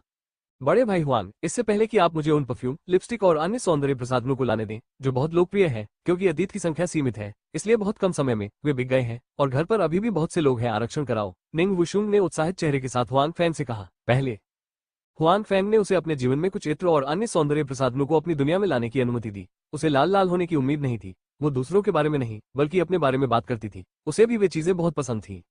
मैंने इस बारे में काफी समय से सोचा था, इसलिए इस बार मैं अपने साथ कुछ और लेकर आया हूँ, हुआंग फेंग ने मुस्कुराते हुए कहा। चाहे किसी भी दुनिया की महिलाएं हो, उन्हें सुंदरता पसंद होती है। जब तक वे और नहीं जी सकते, जब तक जी सकते हैं, सजने संवरने के बारे में उनके विचार कम नहीं होते। सुपे के क्षेत्र के निरंतर विस्तार के साथ उसके क्षेत्र में लोगों का जीवन बेहतर और बेहतर होता जा रहा है, विशेषकर विद्रोही सेना के उच्च स्तरीय परिवार जो अब बहुत अमीर हैं। इस समय वे और भी खूबसूरत बनना चाहती हैं, जो कोई आश्चर्य की बात नहीं है। और इस बार आप अपने साथ कुछ और भी ले जा सकते हैं। हुआंग फेंग ने एक और अंगूठी निकाली और कहा, यदि आपके पास एक और अंगूठी है तो आप अतीत की और चीजें ला सकते हैं। इसके अलावा दूसरी अंगूठी का आयतन बड़ा है और आप और भी चीजें ला सकते हैं। मूल रूप से हुआंग फेंग उनमें से एक को निंग वुशुंग के स्थान पर रखना चाहता था। हालांकि हुआंग फेंग ने सोचा कि यह उचित नहीं है, क्योंकि समय और स्थान के अन्य लोगों को भी इसकी आवश्यकता है। इसके बिना यथासंभव अधिक से अधिक यथार्थवादी चीजों को अतीत में लाने का कोई रास्ता नहीं है जो उसकी आय को प्रभावित करेगा। ये बहुत अच्छा है, हम इस बार बहुत अधिक पैसा कमा सकते हैं। निंग वुशुंग ने अपने चेहरे पर उत्साह से कहा कि उसे पैसा कमाने में कोई दिलचस्पी नहीं है। हालांकि हुआंग फेंग को किसने दिलचस्पी दिखाई? जब वो हुआंग फेंग को खुश देखती थी तो वो खुश हो जाती थी। इसलिए हुआंग फेंग को पैसे कमाने में मदद करना उसके लिए बहुत खुशी की बात है। वैसे सु टुलिंग ने हाल ही में मुझसे पूछा कि आप कैसे हैं? निंग वुशुंग ने कहा। हुआंग फेंग के चले जाने के बाद से सुपे ने लोगों की ओर से आंखें नहीं मूंदी हैं। इसके बजाय वो निंग वुशुंग के व्यवसाय की अच्छी देखभाल करती है, अन्यथा निंग वुशुंग इतनी तेजी से विकसित नहीं होगा। सु पेई भी हुआंग फेंग को लेकर बहुत चिंतित है। हालांकि वो केवल ये जानता है कि हुआंग फेंग कहाँ गया था, लेकिन वो नहीं जानता कि वो कहाँ गया था। उसे बताएं कि मैं अच्छा कर रहा हूँ और अगर मौका मिला तो मैं उससे मिलूंगा। हुआंग फेंग के चेहरे पर भी कुछ यादें हैं। उनके और सुपर के बीच का रिश्ता न केवल वरिष्ठों और अधीनस्थों के बीच का रिश्ता है, बल्कि एक बहुत अच्छा व्यक्तिगत रिश्ता भी है, जो एक अच्छा दोस्त है। कुआ निंग वुशुंग ने कहा कि वह भी चाहती है कि हुआंग फेंग फिर से अपनी दुनिया में जाए। हालांकि वो यहाँ हुआंग फेंग को देख सकती थी, आखिरकार वो केवल इस घर में ही रह सकती थी। इसके अलावा जब भी वो मिलती थी उसके पास पर्याप्त समय नहीं होता था। निंग वुशुंग को विदा करने के बाद हुआंग फेंग ने अली को फिर से भर्ती किया। अली पहली बार यहाँ आए थे। हुआंग फेंग उसकी आंखों में उत्सुकता देख सकता था। हालांकि अली बहुत समझदार थे। हालांकि उसके दिल में बहुत सारी शंकाएं और जिज्ञासाएं थी, फिर भी उसने कुछ नहीं पूछा या इधर उधर नहीं देखा। इसके अलावा उसने सम्मानपूर्वक अपना सिर झुकाया और हुआंग फेंग के सामने खड़ा हो गया। अली, इतना घबराओ मत, आओ और बैठो, हुआंग फेंग ने मुस्कुराते हुए कहा। एडीए और अली उनके प्रति बहुत सम्मानजनक है, चाहे वे कभी भी हो। बेशक अन्य दास समान है, लेकिन हुआंग फेंग के स्पष्ट रूप से एडीए और अली के साथ सबसे अच्छे संबंध है। अली हुआंग फेंग की बातों का खंडन नहीं करेगा, इसलिए वो हुआंग फेंग के पास आता है और बैठ जाता है। अली, हम भविष्य में यहीं मिलेंगे, याद रखना। यहाँ से जाने के बाद यहाँ क्या हुआ ये किसी को मत बताना। क्या तुम्हें पता है? हुआंग फेंग ने कहा। हाँ युवा मास्टर, चिंता मत करो, मैं किसी को नहीं बताऊंगा, अपने भाई को भी नहीं, अली ने तुरंत वादा किया। हुआंग फेंग ने सिर हिलाया और कहा, भविष्य में यदि आपके पास वहाँ कुछ है तो आप मुझे बता सकते हैं कि क्या मेरे पास कोई आदेश है जो आपके माध्यम से भी बताया जाएगा। हालांकि वे दुनिया छोड़ चुके हैं, फिर भी वे गुलाम हुआंग फेंग के प्रति वफादार हैं। इसलिए यदि हुआंग फेंग के पास कोई आदेश है तो भी वे उन पर अमल करेंगे। मुझे पता है, अली ने सिर हिलाया। अब मैं तुम्हें कुछ दूंगा, हुआंग फेंग ने नाजी से चीजें निकालते हुए कहा। यह मोनोसोडियम ग्लूटामेट है। खाना बनाते समय आप इसे कम करके व्यंजनों का स्वाद बढ़ा सकते हैं। यह नमक है। हालांकि आपने खाना बनाते समय नमक का इस्तेमाल किया था, यह मोटा नमक था। यह है परिष्कृत नमक, स्वाद बेहतर है। हुआंग फेंग ने हाथ में मोनोसोडियम ग्लूटामेट और नमक लेकर अली से कहा। यह उस दुनिया में उसके लेआउट की पहली कड़ी है जिसके बारे में उसने जाने से पहले सोचा था। इसलिए उन्होंने सिर्फ खानपान के लिए शेंगुआंग शहर में कई अच्छे पदों पर एक रेस्तरां खरीदा। और हुआंग फेंग ने भी सचेत रूप से अली को खाना बनाना सिखाया, जिससे उन्हें खुशी हुई कि अली खाना पकाने में बहुत प्रतिभाशाली लग रहे थे। वो बहुत सी चीजें सीख सकता था। हालांकि वो हुआंग फेंग के स्तर तक नहीं पहुंच सका, लेकिन यह अच्छा था। बेशक हुआंग फेंग नहीं चाहते थे कि अली हर समय खाना पकाए, इसलिए बाद में जब उन्होंने दास खरीदे तब भी उन्हें पता था कि मैंने कुछ दास खरीदे हैं जो पहले रसोइया थे, इसलिए अली को बाद में केवल उनकी देखभाल करनी थी। अली ने हुआंग फेंग से मोनोसोडियम ग्लूटामेट और रिफाइंड नमक लिया। हुआंग फेंग ने उसे पहले इन दो चीजों के बारे में बताया था, लेकिन उसने उन्हें पहले कभी नहीं देखा था और अब वो उन्हें देखने के लिए उत्सुक है। हालांकि ये स्पष्ट है कि हुआंग फेंग उसके लिए उससे कहीं अधिक लेकर आया था। अली को एमएसजी और नमक लेते देख हुआंग फेंग ने नाजी से एक पैम्फलेट निकाला और अली को देते हुए कहा, यह एक तरह का वाइन फॉर्मूला है। जब आप वापस जाएं तो अपने भाई को शराब बनाने की व्यवस्था करने दें। याद रखें, इसे गुप्त रखें। बेहतर नवल पढ़ने के लिए आप हमारे यूट्यूब चैनल और ऑडियो एक्सप्लेन टेलीग्राम चैनल से जुड़ सकते हैं। 774 कोई कुछ ढूंढ रहा है। ठीक है, मैं इसे गुप्त रखूंगा। अली ने पैम्फलेट कसकर पकड़ लिया और घबराते हुए कहा। हाँ, तुम्हें इतना घबराने की जरूरत नहीं है। मैं तुम्हें बस इतना बताना चाहता हूँ कि अगर तुम सच में लीक हो गए हो तो कोई बड़ी बात नहीं है। हुआंग फेंग ने देखा कि अली थोड़ा घबराया हुआ था। उसने आराम से कहा, यह पैम्फलेट स्वाभाविक रूप से जियानयांग का निर्माण सूत्र है। इसे आज हुआंग फेंग ने कॉपी किया था। उन्होंने अली से इसे गुप्त रखने के लिए कहा और नहीं चाहते थे कि यह नुस्खा दूसरों को पता चले। हालांकि अगर किसी को यह पता हो तो यह कोई बड़ी बात नहीं है। बीजिंग उसका पैसा कमाने का जरिया सिर्फ यही नहीं है, उसके पास अन्य तरीके हैं जिनसे आप पैसा कमा सकते हैं। लेकिन अली ने ऐसा नहीं सोचा। हुआंग फेंग ने उसे बहुत गंभीरता से बताया, जाहिर है ये चीज आज भी बेहद कीमती है। ये बात वो बाहर वालों को पता नहीं चलने देगी। ठीक है, मेरी दुनिया में कुछ अन्य चीजें भी हैं, आप उन्हें अपने साथ ले जा सकते हैं। हुआंग फेंग ने अली से कहा कि वो उपदेश प्राप्त करने के लिए जगह का पूरा उपयोग करेगा, इसलिए उसने कुछ असली शराब और स्वादिष्ट भोजन खरीदा और पहले अपने रेस्तरां को खुलने दिया। जैसा कि हुआंग फैंग ने पहले सोचा था, उसके पास फिलहाल उस दुनिया में हथियार पहुंचाने का कोई रास्ता नहीं था, और हथियार पहुंचाना एक बहुत ही महत्वपूर्ण बात है, न केवल पैसा कमाने के लिए बल्कि अपनी चीनी भाड़े की रेजिमेंट को हथियारबंद करने और अपनी ताकत को मजबूत करने के लिए भी, ताकि यह सुनिश्चित किया जा सके कि उनके उद्योग पर बाहरी लोगों की नजर न पड़े। ऐसे लोग भी हैं जो इंटरनेट पर धारदार हथियार बेचते हैं। हालांकि परेशानी पैदा होने के डर से हुआंग फैंग उनमें से बहुत कुछ खरीदने की हिम्मत नहीं करता है, इसलिए वो एक ऐसी दुकान ढूंढने की योजना बना रहा है जो वास्तव में ये काम कर सके और फिर लंबे समय तक दूसरे पक्ष के साथ सहयोग कर सके। आखिरकार उसके बाद हुआंग फैंग के पास जाने के लिए कम जगह नहीं होगी, साथ ही उसे जिन हथियारों की जरूरत होगी। अली दो नाजी को भी अपने साथ ले गया और उन्हें 2 बार वितरित किया। जब वो आखिरी बार चला गया तो नाजी को हुआंग फैंग में वापस कर दिया गया। केवल 2 हाथ ही थोड़ी मात्रा में सामान उठा सकते थे। अली को दूर भेजने के बाद हुआंग फैंग ने बार बार बुद्धिमान रोबोट को बुलाया और वाइनरी के बारे में पूछा। उस समय और स्थान में हुआंग फैंग के पास केवल एक ही उद्योग था। इसके अलावा क्योंकि उसने जो एजेंट चुना वो बुद्धिमान रोबोट था, हुआंग फैंग के लिए अन्य उद्योग प्राप्त करना मुश्किल था। आखिरकार रोबोट तो रोबोट है, कई मायनों में उनकी तुलना लोगों से नहीं की जा सकती। हालांकि वो वाइनरी अंततः अन्य क्षेत्रों में हुआंग फैंग का पहला उद्योग है, तो ये कुछ समय से काम कर रहा है। रोबोट की रिपोर्ट के मुताबिक हालिया फायदे काफी अच्छे हैं। उस अवधि में जब हुआंग फैंग अभी अभी चला था, उस शराब की भट्टी के लाभ पहले से ही बहुत अच्छे थे। केवल हुआंग फैंग ने पहले रोबोट का विस्तार करने का आदेश नहीं दिया था, इसलिए रोबोट सिर्फ नियमों पर अड़ा रहा। सौभाग्य से बाद में हुआंग फैंग के सुधार के साथ अब उत्पादन का विस्तार किया गया है। एजेंटों को लगातार 3 स्थानों पर देखने के बाद हुआंग फैंग थोड़ा थक गए हैं। उन्होंने खुद ही 3 एजेंटों की व्यवस्था कर रखी है। जब वो अधिक स्थान पर जाएगा और अधिक एजेंटों की व्यवस्था करेगा तो वह अधिक थक जाएगा। सौभाग्य से ये लोग उसके प्रति बहुत वफादार हैं, इसलिए ये किसी कंपनी को प्रबंधित करने से कहीं अधिक आसान है, कम से कम इतनी साजिशें नहीं। और हुआंग फैंग को वास्तव में इस अनुभव की आवश्यकता है। अगले दिन हुआंग फैंग सीधे तियानजून से मिलने गए और उनसे तलवारें खरीदने के बारे में पूछा। तियानजून आखिरकार एक गैंगस्टर है। जब गैंगस्टर लड़ते हैं तो वे लाठियों, ठंडे हथियारों आदि का उपयोग करते हैं। वे बंदूक चलाना नहीं जानते, इसलिए हुआंग फैंग को लगता है कि तियानजून को इस क्षेत्र में रास्ता बनाना चाहिए। और तियानजून ने हुआंग फैंग को निराश नहीं किया। हुआंग फैंग के अनुरोध को सुनने के बाद उन्होंने पूछा, आप कितना चाहते हैं?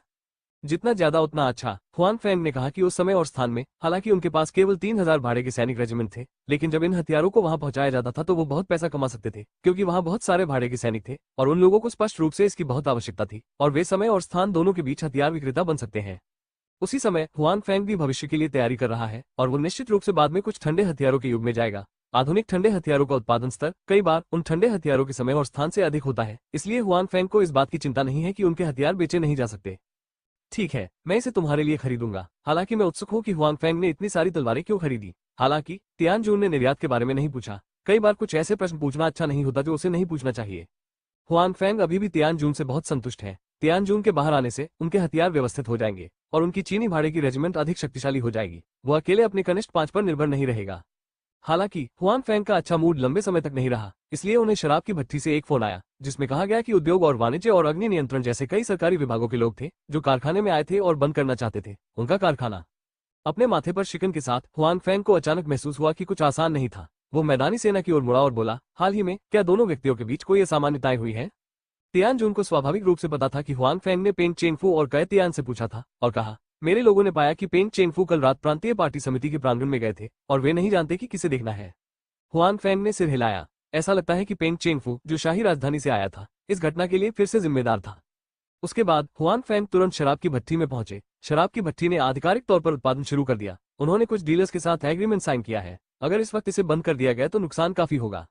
जब हुआंग फैंग को लगा कि शराब की भट्टी के गेट पर कई कारें खड़ी हैं जो सभी सरकारी लाइसेंस प्लेट थी, जब हुआंग फैंग ने शराब की भट्टी में प्रवेश किया तो मास्टर को पहले से ही पसीना आ रहा था। आखिरकार ये पहली बार था कि उसे ऐसी स्थिति का सामना करना पड़ा। इससे पहले वो केवल प्रौद्योगिकी के प्रभारी थे। उसने ऐसी लड़ाई कभी नहीं देखी थी। हुआंग फैंग ने सांत्वना दी, ये ठीक है, जरूरी नहीं लेकिन दिल। मास्टर, उसने सिर हिलाया और हुआंग फैंग को देखा, इसलिए उसके दिमाग की रीढ़ मजबूत थी और उसका दिमाग इतना घबराया हुआ नहीं था। फिर वो हुआंग फैंग को कार्यशाला में ले गया। सरकारी विभाग के वे लोग अभी भी कार्यशाला में हैं। पहले तो यहाँ के कर्मचारी जब डरकर उनकी ओर देखते थे तो उन्हें बहुत गर्व होता था। आज उन्हें फैक्ट्री बंद करने का आदेश दिया गया है। जहां तक कारण की बात है तो यह उनके प्रदर्शन पर निर्भर करता है, लेकिन उनके लिए इस तरह की बात ज्यादा मुश्किल नहीं है। उन्होंने पहले भी बहुत कुछ किया है, इसलिए आज यह उनके लिए बहुत सरल बात है। हालांकि जब हुआंग फैंग की आकृति दृष्टि के क्षेत्र में दिखाई दी तो इन लोगों ने तुरंत अपनी मां को अपने दिल में डांटा और महसूस किया कि चीजें उतनी आशावादी नहीं थी जितनी उन्होंने पहले सोची थी। बेहतर नवल पढ़ने के लिए आप हमारे YouTube चैनल और ऑडियो एक्सप्लेन टेलीग्राम चैनल से जुड़ सकते हैं। 775 यह ठीक है। यहाँ आने वाले कई लोगों ने हुआंग फैंग को पहले यानी तियानजियाओ समूह के सीधे स्टोर में देखा था। उस समय हुआंग फैंग ने उन पर गहरी छाप छोड़ी। पहले वे उतने ही अद्भुत थे जितने अब हैं। हालांकि जब हुआंग फैंग प्रकट हुए तो सब कुछ अलग था। हुआंग फैंग ने न केवल उन्हें सबक सिखाया बल्कि आखिरकार वे ठीक भी हो गए। हालांकि उन्हें सजा मिली। वे पदोन्नति को लेकर निराश थे। अब वे केवल अधिक दौड़ सकते हैं और अतिरिक्त पैसा कमा सकते हैं। बात सिर्फ इतनी है कि उन्हें उम्मीद नहीं थी कि अतिरिक्त पैसा कमाना इतना आसान नहीं है। ये पहली बार था जब वे बाहर आए। वे फिर से दुष्ट सितारे में भाग गए। जब उन्होंने हुआंग फैंग को देखा तो उन्हें लगा कि आसमान बहुत धुंधला हो गया है। क्षमा करें, मेरे कारखाने में क्या समस्या है? हुआंग फैंग ने यह भी देखा कि ये लोग एक दूसरे से परिचित थे, लेकिन पहली बार में वो उन्हें पहचान नहीं पाया। नहीं, कोई बात नहीं। नेता ने हुआंग फैंग को देखने के बाद हकलाते हुए कहा कि वो हुआंग फैंग की नजर में बिल्कुल भी नहीं बोल सकते। कोई बात नहीं, क्या आप मेरी फैक्ट्री बंद करना चाहेंगे? हुआंग फैंग ने भौहें चढ़ाते हुए पूछा। नहीं, आपकी फैक्ट्री में कुछ गड़बड़ है। इस समय आदमी कुछ हद तक ठीक हो गया लगता है और खंडन करना चाहता है, लेकिन उसकी आवाज बहुत तेज नहीं है। अगर मेरी फैक्ट्री में कोई समस्या है तो बेहतर होगा कि आप इसे स्पष्ट कर दें, अन्यथा। हुआंग फैंग ने बात खत्म नहीं की, लेकिन जिन लोगों ने हुआंग फैंग को पहले देखा था उन्हें वो दृश्य याद आ गए जो हुआंग फैंग ने उन्हें सिखाया था, और उनके चेहरे सफेद हो जाना। ठीक है, आपकी फैक्ट्री में कोई समस्या नहीं है, हमें कुछ और करना है, पहले चलते हैं, कुछ लोगों ने कहा कि। ऐसा कहने के बाद कुछ लोगों के मतभेदों की परवाह किए बिना उन्होंने मोर्चा संभाला और बाहर जाना भूल गए। हाँ, कोई समस्या नहीं है। बाकी लोग मान गए और फिर वे भी बाहर चले गए। उनकी यहाँ रुकने की हिम्मत नहीं हुई। उन्हें डर था कि हुआंग फैंग उन्हें नियंत्रित नहीं कर पाएंगे और फिर उन पर दोबारा हमला किया गया। क्या बात, क्या बात। कुछ लोग हुआंग फैंग को पहली बार देखते हैं, अपने साथी की प्रतिक्रिया देखते हैं, कुछ भ्रमित होते हैं, कुछ कहना चाहते हैं, लेकिन उनके आसपास के लोग उन्हें खींच लेते हैं और फिर कहने के लिए बहुत देर हो चुकी होती है। वे है दूर खींच लिया। क्या हो रहा है? हम यहाँ एक दूसरे की फैक्ट्रियां बंद करने आए हैं। कोई असंतुष्ट होकर चला गया। इस समय जिन लोगों ने पहले हुआंग फैंग को देखा है वे राहत की सांस लेते हुए कहते प्रतीत होते हैं, कारखाना बंद कर दो जब तक आप जीना नहीं चाहते। आपका क्या मतलब है? उस आदमी ने संदेश से पूछा। उसके बाद पिछले लोग वे बातें कहेंगे जो सीधे तियानजियाओ समूह द्वारा संचालित स्टोर में हुई थी। अब आप जानते हैं, उस आदमी को भड़काना आसान नहीं है और वो पृष्ठभूमि वाला व्यक्ति भी है। ये हम छोटे मंत्रियों के लिए बेहतर नहीं है इन बड़े लोगों के बीच की चीजों के बारे में चिंता करना। जाहिर है इस व्यक्ति ने इसके बारे में पहले ही सोच लिया है। हुआंग फैंग एक पृष्ठभूमि वाले व्यक्ति है। इस बार जब वे यहाँ आए तो उन्हें दूसरों ने गुप्त उद्देश्यों से डिजाइन किया था। वो शामिल नहीं होना चाहता। जिन लोगों ने हुआंग फैंग को पहले नहीं देखा है वे संशय में हैं। वो वास्तव में इतना शक्तिशाली है? यदि आपको विश्वास नहीं है तो आप इसे स्वयं आजमा सकते हैं और मैं आपको नहीं रोकूंगा। ठीक है, मान लीजिए कि यहाँ का बॉस फैक्ट्री बंद करने के लिए हमारी बात से सहमत नहीं है और हमें धमकी भी देता है, आदमी ने कहा था। हाँ, इसके बाद सभी सरकारी कर्मी वहां से चले गए। वे स्पष्ट रूप से हुआंग फैंग से हारना नहीं चाहते थे। जहां तक ऊपर बताई गई समस्याओं की बात है तो कौन आना चाहेगा, कौन करेगा? बेहतर नवल पढ़ने के लिए आप हमारे यूट्यूब चैनल और ऑडियो एक्सप्लेन टेलीग्राम चैनल से जुड़ सकते हैं। 776, जिसका अर्थ। हुआंग फैंग को यह देखकर राहत मिली कि सभी लोग चले गए थे। वो इस समय अपनी फैक्ट्री में कोई समस्या नहीं देखना चाहता था। जब उन्होंने और कार्यकर्ताओं ने हुआंग फैंग को बाहर आते देखा तो उन्होंने उन लोगों को डरा दिया जो गलती ढूंढने आए थे। उन्होंने तुरंत हुआंग फैंग की प्रशंसा की और गुप्त रूप से अनुमान लगाया कि क्या हुआंग फैंग की कोई उत्कृष्ट पृष्ठभूमि थी। ठीक है मालिक, आप उत्पादन जारी रखने के लिए श्रमिकों की व्यवस्था कर सकते हैं। उन्हें बताएं कि कारखाना ठीक है, उन्हें इसके बारे में न सोचने दें। हुआंग फैंग ने मास्टर से कहा कि उन सरकारी विभागों के निरीक्षण से निपटने के लिए कारखाने में उत्पादन बंद कर दिया गया है। अब जब वो लोग चले गए हैं तो फिर से शुरू होना स्वाभाविक है। कोई बात नहीं मास्टर जी, अब उन्हें इस फैक्ट्री से जुड़े होने का एहसास हो गया है। स्वाभाविक रूप से वो ये देखकर बहुत खुश हैं कि हुआंग फैंग इतने बड़े पैमाने को सहन कर सकते हैं। जब हुआंग फैंग अपने कार्यालय लौटे तो उनका मूड मास्टर की तरह पूरी तरह से शांत नहीं था। वो जानते थे कि यह मामला खत्म नहीं होना चाहिए। चूंकि पेन चेंगफू पहले ही ऐसा कर चुका था, इसलिए वो इतनी आसानी से हार नहीं मानेगा। साथ ही उन्होंने ये भी बताया कि ऐसा लगता है कि दूसरे पक्ष ने स्वयं स्पष्ट रूप से जांच की है, इसलिए उन्होंने शुरुआत करने का साहस किया। ये सोचते हुए हुआंग फैंग ने तियानजून को बुलाया और पूछा, पेन चेंगफू और कै तियान की स्थिति की जांच कैसे की जाती है? तियानजून को पेन चेंगफू और कै तियान की गतिविधियों पर नजर रखने के लिए किसी की व्यवस्था करने के लिए कहने के अलावा हुआंग फैंग उन दो लोगों की स्थिति की भी जांच कर रहे हैं। कुछ की जांच की गई है, तियानजून ने कहा। पेन चेंगफू का परिवार सम्राट की राजधानी है। ऐसा कहा जाता है कि यह एक बड़ा परिवार है। हालांकि हम विवरण नहीं जानते हैं। हम केवल इतना जानते हैं कि वो इस समय किंग प्रांत में शराब बिक्री एजेंट के रूप में काम कर रहे हैं। हालांकि ये लड़का काफी दबंग है। कुछ डिस्टिलरीज की शराब की कीमत बहुत कम है, लेकिन जब वो इसे बार और नाइट क्लबों को बेचेगा तो कीमत बहुत बढ़ जाएगी, जो पहले से अधिक है। लोग उससे असंतुष्ट हैं, लेकिन वे उसकी पृष्ठभूमि से डरते हैं। हालांकि जब वे इसे बेचते हैं तो वे कीमत भी बढ़ा देते हैं। ऐसी स्थिति है जिसकी हमने अभी जांच की है। ऐसा कहा जाता है कि यह एक छोटी वाइनरी का मालिक है। मुझे नहीं पता कि मैं पेन चेंगफू के साथ कैसे जुड़ गया। मैंने पेन चेंगफू के रिश्ते के माध्यम से बार और अन्य स्थानों पर शराब बेची। हालांकि ऐसा लगता है कि शराब में कोई समस्या है जो गंभीर रूप से मिलावटी है। इसके अलावा कै तियान एक विशिष्ट अमीर दूसरी पीढ़ी का बच्चा है। वो आमतौर पर शराब पीता है और महिलाओं के साथ खेलता है। हालांकि दिलचस्प बात यह है कि उसने हाल ही में पेन चेंगफू नामक एक महिला के साथ खेला है, मैदानी सेना ने कहा। ठीक है, ये दिलचस्प है। लोगों को याद रखने के लिए कुछ तस्वीरें लेना याद रखें, हुआंग फैंग ने कहा। मैंने ये लंबे समय से किया है। मेरे छोटे भाई उन पेशेवर फोटोग्राफरों से भी बदतर नहीं है, मैदानी सेना ने कहा। ठीक है, मुझे वो तस्वीरें भेजो, हुआंग फैंग ने कहा। ठीक है, वे आपके साथ फिर से ऐसा कर रहे हैं। क्या मैं किसी को उन्हें सबक सिखाने के लिए कहूं? तियानजून ने कहा कि अब उनके पास बहुत सारे अधीनस्थ हैं। हालांकि पेन चेंगफू और कै तियान दोनों एक ही स्थिति के हैं, लेकिन भूतों को जाने बिना उन्हें सबक सिखाना मुश्किल नहीं है। पहले रुको, हुआंग फैंग ने कहा। ठीक है, मैं आपके आदेश का इंतजार करूंगा, मैदानी सेना ने कहा। फोन रखने के बाद हुआंग फेंग ने एक बार फिर अफसोस जताया कि मदद से उसे वास्तव में अलग महसूस हुआ। उसे बहुत सारे काम खुद नहीं करने पड़ते थे, बल्कि वो खुद को काफी मदद भी दे सकता था। इस समय जो लोग हुआंग फेंग कारखाने में खामियां ढूंढने आते हैं, वे अपने विभाग में लौट आए हैं और अपने वरिष्ठों को बताया है। इन वरिष्ठों को अचानक अपने अंडों में कुछ दर्द महसूस होता है। उन्हें इस बार दोबारा हुआंग फेंग से सामना होने की उम्मीद नहीं थी। उनके पास हुआंग फेंग के बारे में अच्छी धारणा नहीं है। वे हुआंग फेंग से भी बदला लेना चाहते हैं। हालांकि पिछली बार ये स्पष्ट रूप से समझाया गया था कि हुआंग फेंग की एक पृष्ठभूमि है, न कि ये लोग सीधे सामना कर सकते हैं। इसलिए वे उस व्यक्ति को इस समस्या पर प्रतिक्रिया देने में बहुत खुश हैं जिसने उन्हें पहले कार्य दिया था। बहुत ज्यादा, ये बहुत ज्यादा है। वो एक फैक्ट्री मालिक के रूप में क्या करना चाहता है? वो वास्तव में सरकार के लोगों के खिलाफ है। सचिव 2 इस समय अपने कार्यालय में गुस्से में है। अपने नेता से कार्य लेने के बाद उसने सोचा कि यह बहुत साधारण बात है, लेकिन अब लगता है कि ऐसा नहीं है। उस फैक्ट्री का मालिक इतना घमंडी है जिसकी उसे उम्मीद नहीं थी। जाओ और इसे सीधे मेरे लिए सील कर दो। अगर उन्होंने विरोध करने की हिम्मत की तो वे सीधे पुलिस को बुलाएंगे। अगर पुलिस इसे नहीं संभालती है तो मैं सीधे उनके नेता को बुलाऊंगा, दूसरे सेक्रेटरी ने गुस्से से कहा। इसलिए उन लोगों को फिर से हुआंग फेंग के कारखाने में लौटना होगा। इस समय हुआंग फेंग ने नहीं छोड़ा है। स्वाभाविक रूप से वे लोग हुआंग फेंग की फैक्ट्री को बंद नहीं कर सकते। इसलिए नंबर 2 नेता के सचिव को लगा कि उनका गुस्सा फूटने वाला है और फिर जियांगजू सार्वजनिक सुरक्षा ब्यूरो के निदेशक के मोबाइल फोन पर एक फोन आया। हालांकि वह भी अधिकारों वाला व्यक्ति था। जाहिर है उसकी तुलना किंगजो प्रांत की सभी पुलिस के नेता से नहीं की जा सकती थी, इसलिए वो केवल जियांगजू म्यूनिसिपल ब्यूरो के निदेशक को बुला सकता था और उसने सोचा कि एक निर्देशक के लिए यह दिखाना पर्याप्त है। ऊपर सचिव हुआंग, ये बहुत अच्छा नहीं है। लोगों को सीधे पकड़ने से जनता में गुस्सा पैदा होगा। अप्रत्याशित रूप से जियांगजू शहर के सार्वजनिक सुरक्षा ब्यूरो के निदेशक ने सचिव को चेहरा नहीं दिया, लेकिन मना करने का बहाना ढूंढ लिया। उनके शब्दों पर सचिव हुआंग लगभग क्रोधित हो गए और हंसे। पुलिस स्टेशन आमतौर पर मामलों से कैसे निपटता है दूसरों को नहीं पता, लेकिन वो बहुत स्पष्ट है। वे इसके बारे में इतना सोचेंगे।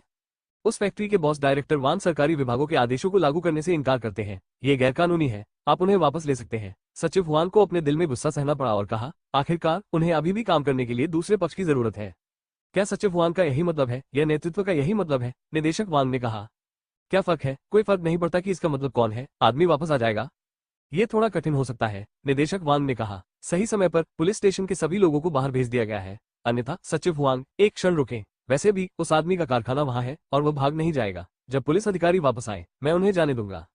आप, सचिव वांग ने स्वाभाविक रूप से निदेशक वांग के मुंह से देरी का अर्थ सुना। मैं आपको बताता हूं, निदेशक वांग, यह नेतृत्व का अर्थ है। क्या आप जानते हैं कि आप कर्तव्य के प्रति लापरवाही कर रहे हैं?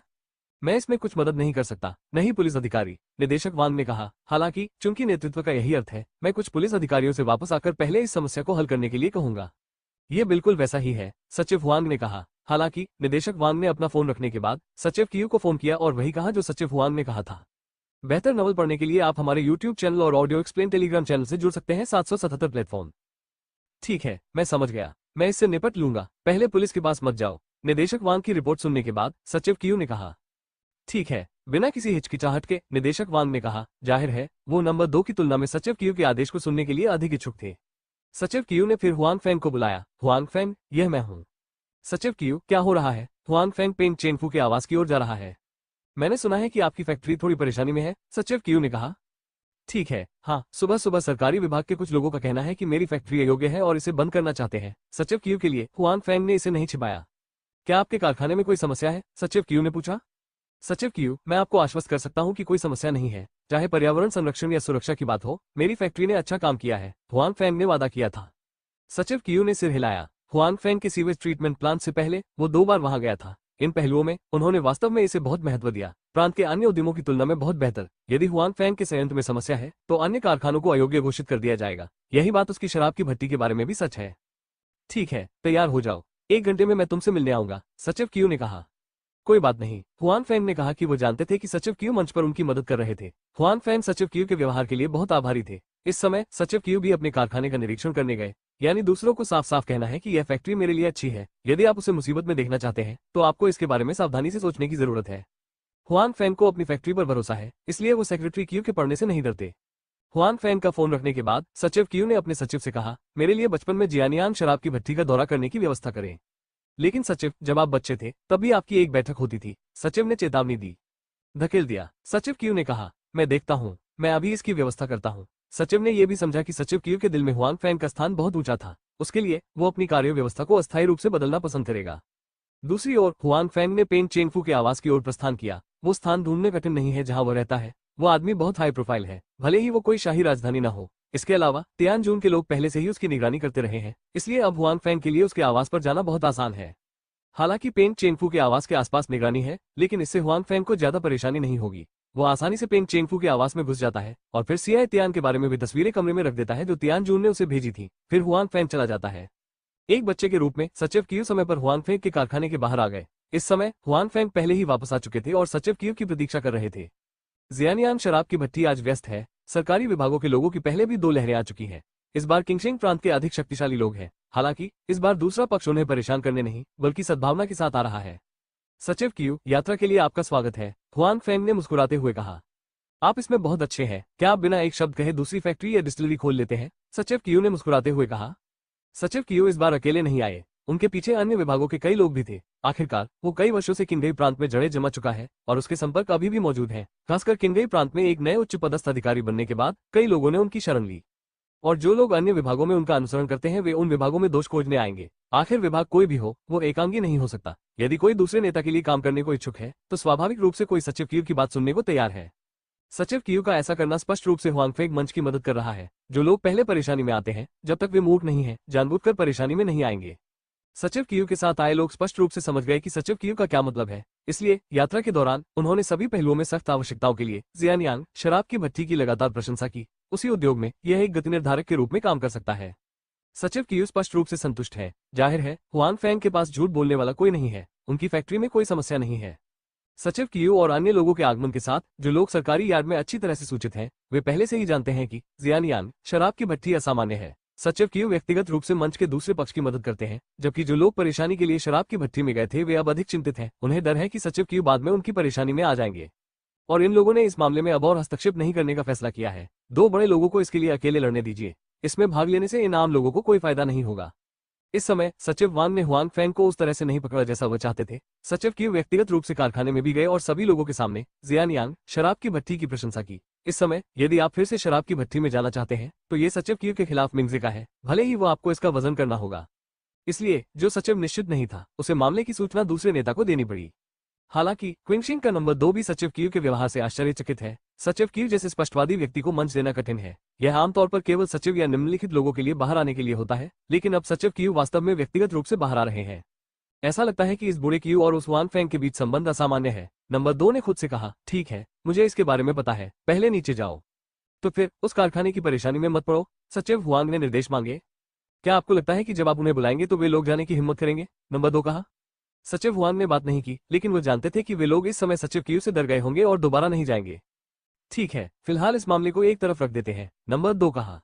इस समय नंबर 2 समझ गया है कि अगर वो अभी भी हुआंग फैंग की परेशानी का पता लगाना चाहता है तो उसे सचिव क्यू के साथ युद्ध शुरू करना होगा। अगर वो पहले होता तो उसे डर नहीं लगता। हालांकि टोंग कियांजुंग की घटना के बाद किन्गई प्रांत में उनकी प्रतिष्ठा बहुत प्रभावित हुई है। वो हाल ही में अपनी स्थिति मजबूत करने में लगे हुए हैं। इसके अलावा सेक्रेटरी क्यू अभी भी सेक्रेटरी टैन के करीबी है। खुद पर भरोसा करने वाले पहले व्यक्ति के रूप में जब तक सचिव क्यू को कुछ करना है, सचिव टैन निश्चित रूप से उनके लिए सामने आएंगे। इसलिए नंबर 2 जल्दबाजी में काम करने की हिम्मत नहीं करता। विचैट खोज सार्वजनिक नंबर मडी 66। आप अकेले हैं, छोटी बहन आपको फिल्मों से गर्म करती है। बेहतर नॉवल पढ़ने के लिए आप हमारे YouTube चैनल और ऑडियो एक्सप्लेन टेलीग्राम चैनल से जुड़ सकते हैं। 778 आपको पढ़ाना नहीं है। कार्यालय से बाहर अपने सचिव की प्रतीक्षा करने के बाद नंबर 2 ने बस अपनी आंखें बंद कर ली और अपनी भौं रगड़ी, लेकिन वो थोड़ा परेशान था। हाल ही में यह उसके लिए आसान नहीं है। हालांकि स्काउट्स की पिछली घटना अस्थायी रूप से समाप्त हो गई है, लेकिन प्रभाव अभी भी पूरी तरह से समाप्त नहीं हुआ है। बहुत से लोग ये सोचते हैं कि वे स्काउट से संबंधित हैं, जिससे उनकी प्रतिष्ठा में गिरावट आती है। लेकिन नंबर 2 को यह भी लगा कि कोई हाल ही में खुद की जांच कर रहा है। हालांकि दूसरे पक्ष की हरकतें बहुत गुप्त थी और उसे दूसरे पक्ष की पहचान नहीं पता थी। हालांकि सतर्क रहने के लिए ये पर्याप्त था। इससे पहले कि वो पेन चेंगफू को हुआंग फैंग की परेशानियों का पता लगाने में मदद करने का वादा करता था, एक तो ये था कि वह भी हुआंग फैंग से नफरत करता था और दूसरा ये था कि उसने सोचा था कि सचिव क्यू और हुआंग फैंग के बीच संबंध सामान्य थे। हुआंग फैंग बाहर नहीं आए थे, लेकिन अब ऐसा लगता है कि वो गलत था।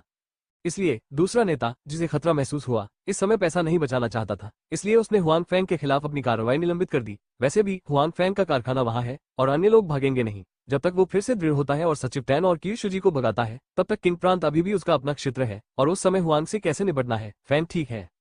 इसलिए नंबर 2 ने फिलहाल हुआंग फैंग की परेशानी में न जाने का फैसला किया। जहां तक पेंग चेंगफू के स्थान का सवाल है, मैं आपको थोड़ा विचार दूंगा। आखिरकार वो पेंग परिवार का जूनियर है। हालांकि पेंग परिवार शक्तिशाली है और आधिकारिक क्षेत्र में उसका बहुत प्रभाव है, लेकिन ये स्पष्ट है कि पेंग चेंगफू पेंग परिवार का प्रतिनिधित्व नहीं कर सकता है। इसलिए भले ही वो कुछ समय के लिए निष्क्रिय हो, कोई बड़ी समस्या नहीं है। इस समय पेंग चेंगफू को स्पष्ट रूप से नहीं पता था कि उसे अस्थायी रूप से नंबर 2 द्वारा धोखा दिया गया था। उसने अभी भी सोचा था कि नंबर 2 हुआंग फैंग से निपटेगा। जब उसने हुआंग फैंग के दुखद अनुभव के बारे में सोचा तो वो अच्छे मूड में था। जब वो अच्छे मूड में होता है तो पेन चेंगफू कुछ खूबसूरत महिलाओं के साथ खेलना चाहता है। हालांकि वो तान मुक्सू से शादी करना चाहता है, लेकिन इसका मतलब यह नहीं है कि वो तान मुक्सू के बारे में एकनिष्ठ है। कैसे खेलें और कैसे खेलें। वो तान मुक्यू से शादी करना चाहता है, लेकिन वो सिर्फ उसके पीछे की पारिवारिक पृष्ठभूमि को देखता है। बेशक तान मुक्यू की सुंदरता भी उनमें से एक है। हालांकि जब पेन चेनफू अपने निवास पर लौटे और सोचा कि इस बार कैटेन उन्हें किस तरह की सुंदरता से परिचित कराएगा, तो उन्होंने वहां रहने वाले हुआंग फैंग की तस्वीर देखी और उनका चेहरा अचानक धुंधला हो गया। कुतिया का बेटा कैतियान, तुम कुतिया का बेटा। तस्वीर को देखते हुए कैतियान और महिला नग्न होकर लड़ते हैं। पेन चेंगफू का चेहरा अधिक क्रूर है। सभी तस्वीरें देखने के बाद पेन चेंगफू ने उनमें से अधिकांश को फाड़ दिया और जमीन पर गिर गया, लेकिन वो अभी भी गुस्से में था। यह वो छोटी नस थी जो तस्वीर में सियाई तियान के साथ अंतरंग थी, और वो महिला जो पहले उसे धीरे से प्यार कर रही थी, लेकिन अब वो सियाई तियान की बाहों में है। पेन चेंगफू नाराज नहीं है क्योंकि वो उस महिला को पसंद करता है। इसके विपरीत उसके मन में उस महिला के लिए कोई भावना नहीं है। उनमें से कुछ तो सिर्फ इच्छाएं हैं। हालांकि इससे उसकी स्वामित्व क्षमता पर कोई असर नहीं पड़ता है। यदि वो इस महिला को छोड़ देता है तो उसे परवाह नहीं होगी कि कैतियान कैसे खेलता है। हालांकि वो खेलते हुए थकते नहीं है। कैतियान जल्दी में है। इससे उसे पेन चेंगफू को लगता है कि उसकी अपनी चीजें चोरी हो गई हैं, जो स्वामित्व वाले पेन चेंगफू के लिए असहनीय है। और तो और पेन चेंगफू को नहीं पता कि तस्वीरें कब की हैं। अगर वो नस से पहले मिला था तो इसका मतलब है कि उसने बाकी सियाई तियान की भूमिका निभाई है। वो घिसे पिटे जूते पहनने का एहसास कैसे सहन कर सकता है। इस समय कैतियान को स्पष्ट रूप से नहीं पता था कि उसके और छोटी नस के बीच क्या हुआ था। वास्तव में वो उसे पूरी तरह से दोषी नहीं ठहरा सकता। हालांकि वो पहले उस महिला को चाहता था, लेकिन वो जानता था कि पेन चेंगफू मजा कर रहा था। इस समय वो महिला के साथ खेलने में सहज नहीं था। बात सिर्फ इतनी है कि नस शांति की स्वामी नहीं है। उसे लगता है कि कैतियान के पास उसके लिए विचार है, इसलिए वो सक्रिय रूप से कैतियान को आकर्षित करती है। कैतियान स्पष्ट रूप से मजबूत इरादों वाली व्यक्ति नहीं है, इसलिए उस पर दूसरे पक्ष द्वारा आसानी से हमला किया जाता है और दोनों के बीच संबंध बन जाते हैं। अब तक यह नहीं कहा जा सकता है कि नस की भूमिका पेन चेंगफू द्वारा निभाई जा सकती है। वो भी बिस्तर पर है, कैतियान भी दूसरे पक्ष पर मोहित है। इस समय कैतियान नस के शरीर को याद करते हुए पहले नगरपालिका अस्पताल के उपाध्यक्ष के साथ बात कर रही थी। जब वो इस बार यहाँ आए तो उन्होंने स्वाभाविक रूप से पेन चेंगफू की मदद की। पेन चेंगफू ने उससे और अधिक नर्सों और सुंदरियों को खोजने के लिए कहा। स्वाभाविक रूप से उन्होंने उपेक्षा करने का साहस नहीं किया। वो पहले भी हुआंग फैंग के काम में असफल हो चुका था। यदि वो इसे दोबारा अच्छी तरह से नहीं कर सका तो संभवतः उसे हटा दिया जाएगा।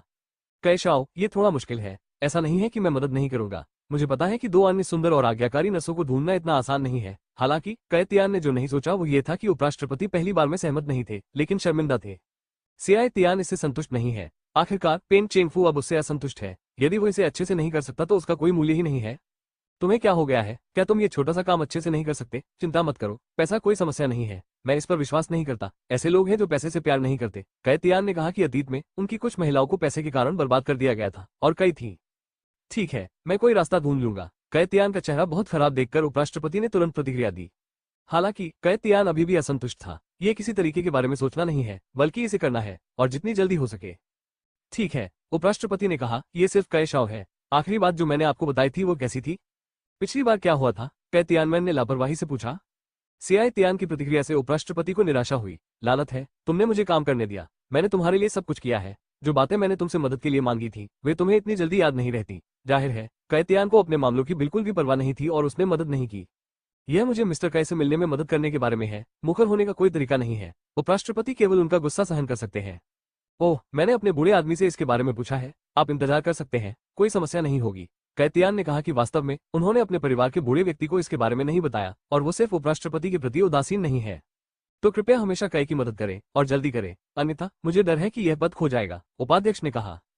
ठीक है, मेरा बूढ़ा आदमी जानता है कि यह कैसे करना है, तुम्हें उसे सिखाने की जरूरत नहीं है, कैतियान ने अधीरता से कहा। बेहतर नवल पढ़ने के लिए आप हमारे YouTube चैनल और ऑडियो एक्सप्लेन टेलीग्राम चैनल से जुड़ सकते हैं। 779 भूत विचार।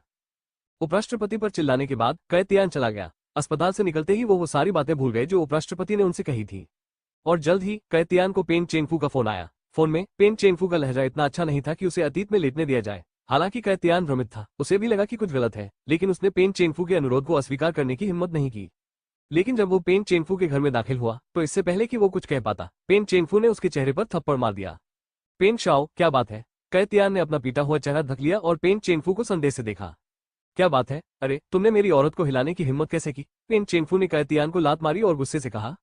मैंने नहीं किया, कैतियान ने बचाव किया। बस पेन चेंगफू के शब्दों को सुनने के बाद उसके दिमाग में उछाल आया। उसने चुपके से कहा कि उसका अपना मामला उजागर हो गया है। इतनी जल्दी क्यों?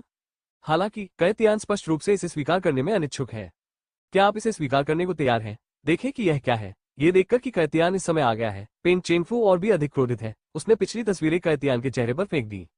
सियाई तियान ने जल्दी से इसे देखा, लेकिन जब उसने पहली तस्वीर देखी तो उसका चेहरा बदल गया। ये तस्वीरें बिल्कुल साफ थी और उनका चेहरा बिल्कुल साफ था। नहीं, पेन शाओ, मेरी बात सुनो। कई तियान ने जल्दी से पेन चेंगफू से कहा कि अब तक उसके